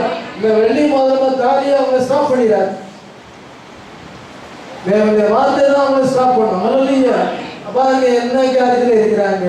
இவங்க எல்லாம் ஆசீர்வாதத்துல இருக்கிறாங்க, செத்த கிரியில இருக்கிறாங்க. நீங்க பூர்ணராக படி கடந்து போங்க. ஹல்லேலூயா. இதோ இவங்கிட்ட இருந்து ஆண்டவர் குடிக்கி எனக்கு ரியல் பிரைட் ஆண்டவர் கொடுத்துருக்கிறார். ஹல்லேலூயா. உனக்கு வெளிப்பாடே இருக்காது. நீ கடைசி வரைக்கும் கண்ணான பாட்டை எழுதி நீ கண்ணா பாட்டே படி. வேணாம் அங்கே பிறந்தார், இங்கே பிறந்தார், நான் போட்ட வச்சுக்க, இங்கே ஒன்று வச்சுக்க, அங்கே ஒன்று வச்சுக்க. இதுவே நீ இரு, உனக்கு பூர்ண வெளிப்பாடு கிடைக்கும். நம்மளும் இந்த படம் ஐயாவில் இருக்கும் இருக்குது. நான் இதை எவ்வளோ கிளியராக உங்களுக்கு பிரசன்ட் பண்ணுறேன். மேக சமாதானம் என்ன, அக்னி சமாதானம் எவ்வளோ ப்ரீச் பண்ணியிருக்கிறோம், சன்னல் மேலே பற்றி எவ்வளோ ப்ரீச் பண்ணியிருக்கிறோம். அவங்க அந்த படத்தை வச்சுக்கிட்டு நம்ம மெசேஜ் இருக்கணும், உங்களை நான் ரிஜெக்ட் பண்ணிட்டேன், உங்களுடைய பேர் திருக்கப்பட்டாயிடுச்சு, வேற ஜனங்களுக்கு கொடுத்துருக்குறேன். ஹல்லேலூயா. Real bright. ஹல்லேலூயா. அவங்க பெர்ஃபெக்ஷன் அடையணும். எத்தனை விசுவாசம். அதனால வேற ஒருத்தர் அதை கொடுக்குறார். இந்த ஓல்டு ஜெனரேஷன் மறிச்சிட்டு நியூ ஜெனரேஷன் வரும். அந்த நியூ ஜெனரேஷன் வந்து ப்ராமிஸ் சொல்லியிருப்பாங்க, உங்களுடைய பிரேதங்கள் மனாந்தரத்தில் வீடும். ஏன்னா கிரேஸை சாப்பிட்டீங்க, ஆனால் நீங்கள் மறந்துக்கிறீங்க. இது ஃபயர் பார்க்குறீங்க, படத்தை பார்க்குறீங்க, எல்லாம் பார்க்குறீங்க, கிரியுங்க. Sin of unbelief, rejection of the true word, rejection of Bible. இந்த பைபிளை ரிஜெக்ட் பண்ணுறது. இந்த பைபிளை தாலி போட்டாங்கன்னா நாளைக்கே நான் தாலி போடாது, நான் என் மனைவி தாலி போடாது. இந்த பைபிளில் மோதிரம் போட்டாங்க, நான் போடாது. பெண்ணை கையில் மோதிரம் இல்லை. ராணியர்கள் பெரிய பிரச்சனை டீச்சர் அமெரிக்காவில், அவரே மோதிரம் இல்லை. செய்தியில் பெரிய டீச்சர் ராணியர்கள் இவங்களுக்கு அவங்க அமெரிக்கா மோதிரம் போட்டு நடத்துறாங்க, அவரே இல்லை, பெண்ணை கையில் இல்லை. என்னதுக்கு அவருக்கு தெரியுது அது தேவை இல்லைன்னு. ராணியை பார்த்தீங்கன்னா அது ஆகாதுன்னு தண்ணின கல்லு மூளைக்கு தலைக்கல்லாயிடுச்சு. ஆமே. The kingdom of God shall be taken from you and given to your nation. Bring forth the fruit. அது வாசிங்க. Bring forth the fruit. ஆகையால் தேவனுடைய ராஜ்யம் உங்களிடத்தில் நீக்கப்பட்டு அதற்கேற்ற கனிகளை இந்த வார்த்தைக்கு ஏற்ற இந்த வார்த்தைக்கு ஏற்ற பெர்ஃபெக்ஷன். ஹல்லேலூயா. நம்முடைய பெர்ஃபெக்ஷனாக தான் ரெஸ்ட்ரிக்ஷன். பெர்ஃபெக்ஷனாக அதுக்கேற்ற ஒரு ஆவிக்குரிய சூழ்நிலை கிறிஸ்டியன் அட்மாஸ்பியரில் ஜீவிக்கும். அந்த கிறிஸ்டியன் அட்மாஸ்பியர் தாய்க்கப்பட்ட சண்டை போடுவது, சண்டை போடுவது அட்மாஸ்பியர் இல்லை. பெர்ஃபெக்ஷனாக தாயை கனம் பண்ணும், தாய்க்கு மரியாதை தேவை. பொல்லாதவங்களா இருந்தாலும் நம்ம கனம் பண்ணும். அது நம்முடைய ரெஸ்பான்சிபிலிட்டி. அவங்கள போய் திருத்த முடியாட்டாலும் நம்ம நேசிக்கணும். சகோதர சகோதரர்கள் அவிசுவாசிகளாக இருந்தாலும் அவங்கள விரோதிக்க கூடாது. அவங்களோட ஃபெலோஷிப் வைக்காட்டாலும் அவங்கள விரோதிக்க கூடாது. அவங்களுக்கு இதை வந்து லேசாக டச் விரோதிக்க கூடாது. சம்பந்தம் கலக்காட்டாலும் ஃபெலோஷிப் வைக்காட்டாலும் சத்துக்களை சிலையை சுற்றுப்புறத்தால் நமக்கு விரோதமாக இருந்தாலும் அவங்க மேலே கசப்பு வரக்கூடாது. அவங்க நேச்சர் அப்படி தானே நமக்கும். இதை மாதிரி ஒரு சமாதானம், இதை மாதிரி ஒரு ஸ்பிரிச்சுவல் அட்மாஸ்பியர், இங்கே கூட ஸ்பிரிச்சுவல் அட்மாஸ்பியர். நீங்கள் அப்படி செய்தீங்களா? யார் சொன்னா? அந்த மாதிரி பேச்சு வரக்கூடாது. செஞ்சமா செய்யலான்னு சொல்லணும். யார் சொன்னா? அவங்க நான் ஒரு வழி பண்ணிட்டேன். என்கிட்ட எல்லாரும் அப்படிதான் சொல்லுவாங்க. நீங்க இந்த மாதிரி இருந்தா யாரு சொன்னா? ஒருத்தர் சொல்லப்பா, 4 பேர் சொன்னாங்க. 4 பேர் எனக்கு தெரியும், நான் அவங்கள சும்மா விட மாட்டேன். இது என்ன ஆகுது? இது வந்து ஆவிக்குரிய தன்மையா? இது பரிபூர்ணமையதா? ஆவிக்கேற்ற கனிகளை கொடுக்கணும். ஹல்லேலூயா. அதுக்கேற்ற புத்தகக்காரன் கொடுத்துருக்காரு, அதுக்கேற்ற ஊழியக்காரன் கொடுத்துருக்காரு. அந்த மாதிரி நேரத்தில் நம்ம இருக்கிறோம். கனியை தேவனுக்கு ஒப்படைக்க வேண்டும். ஹல்லேலூயா. அந்த மக்களை தேவனுக்கு வழிநடத்த வேண்டும். கனிகளை நாம் தேவன் நம்மள வரும்போது கனியை பார்க்க வேண்டும். இந்த வேர்ச்சு ஹல்லேலூயா பெர்ஃபெக்ஷன். நீங்க அந்த அசிபாத உபதேசத்தை போடாதபடி பெர்ஃபெக்ஷன் ஆக வேண்டும். ஹல்லேலூயா. அப்படின்னு வராச்சு. இது வேறு சொல்லுங்க. நம்மளாம் சொல்லிக்கிறோம்.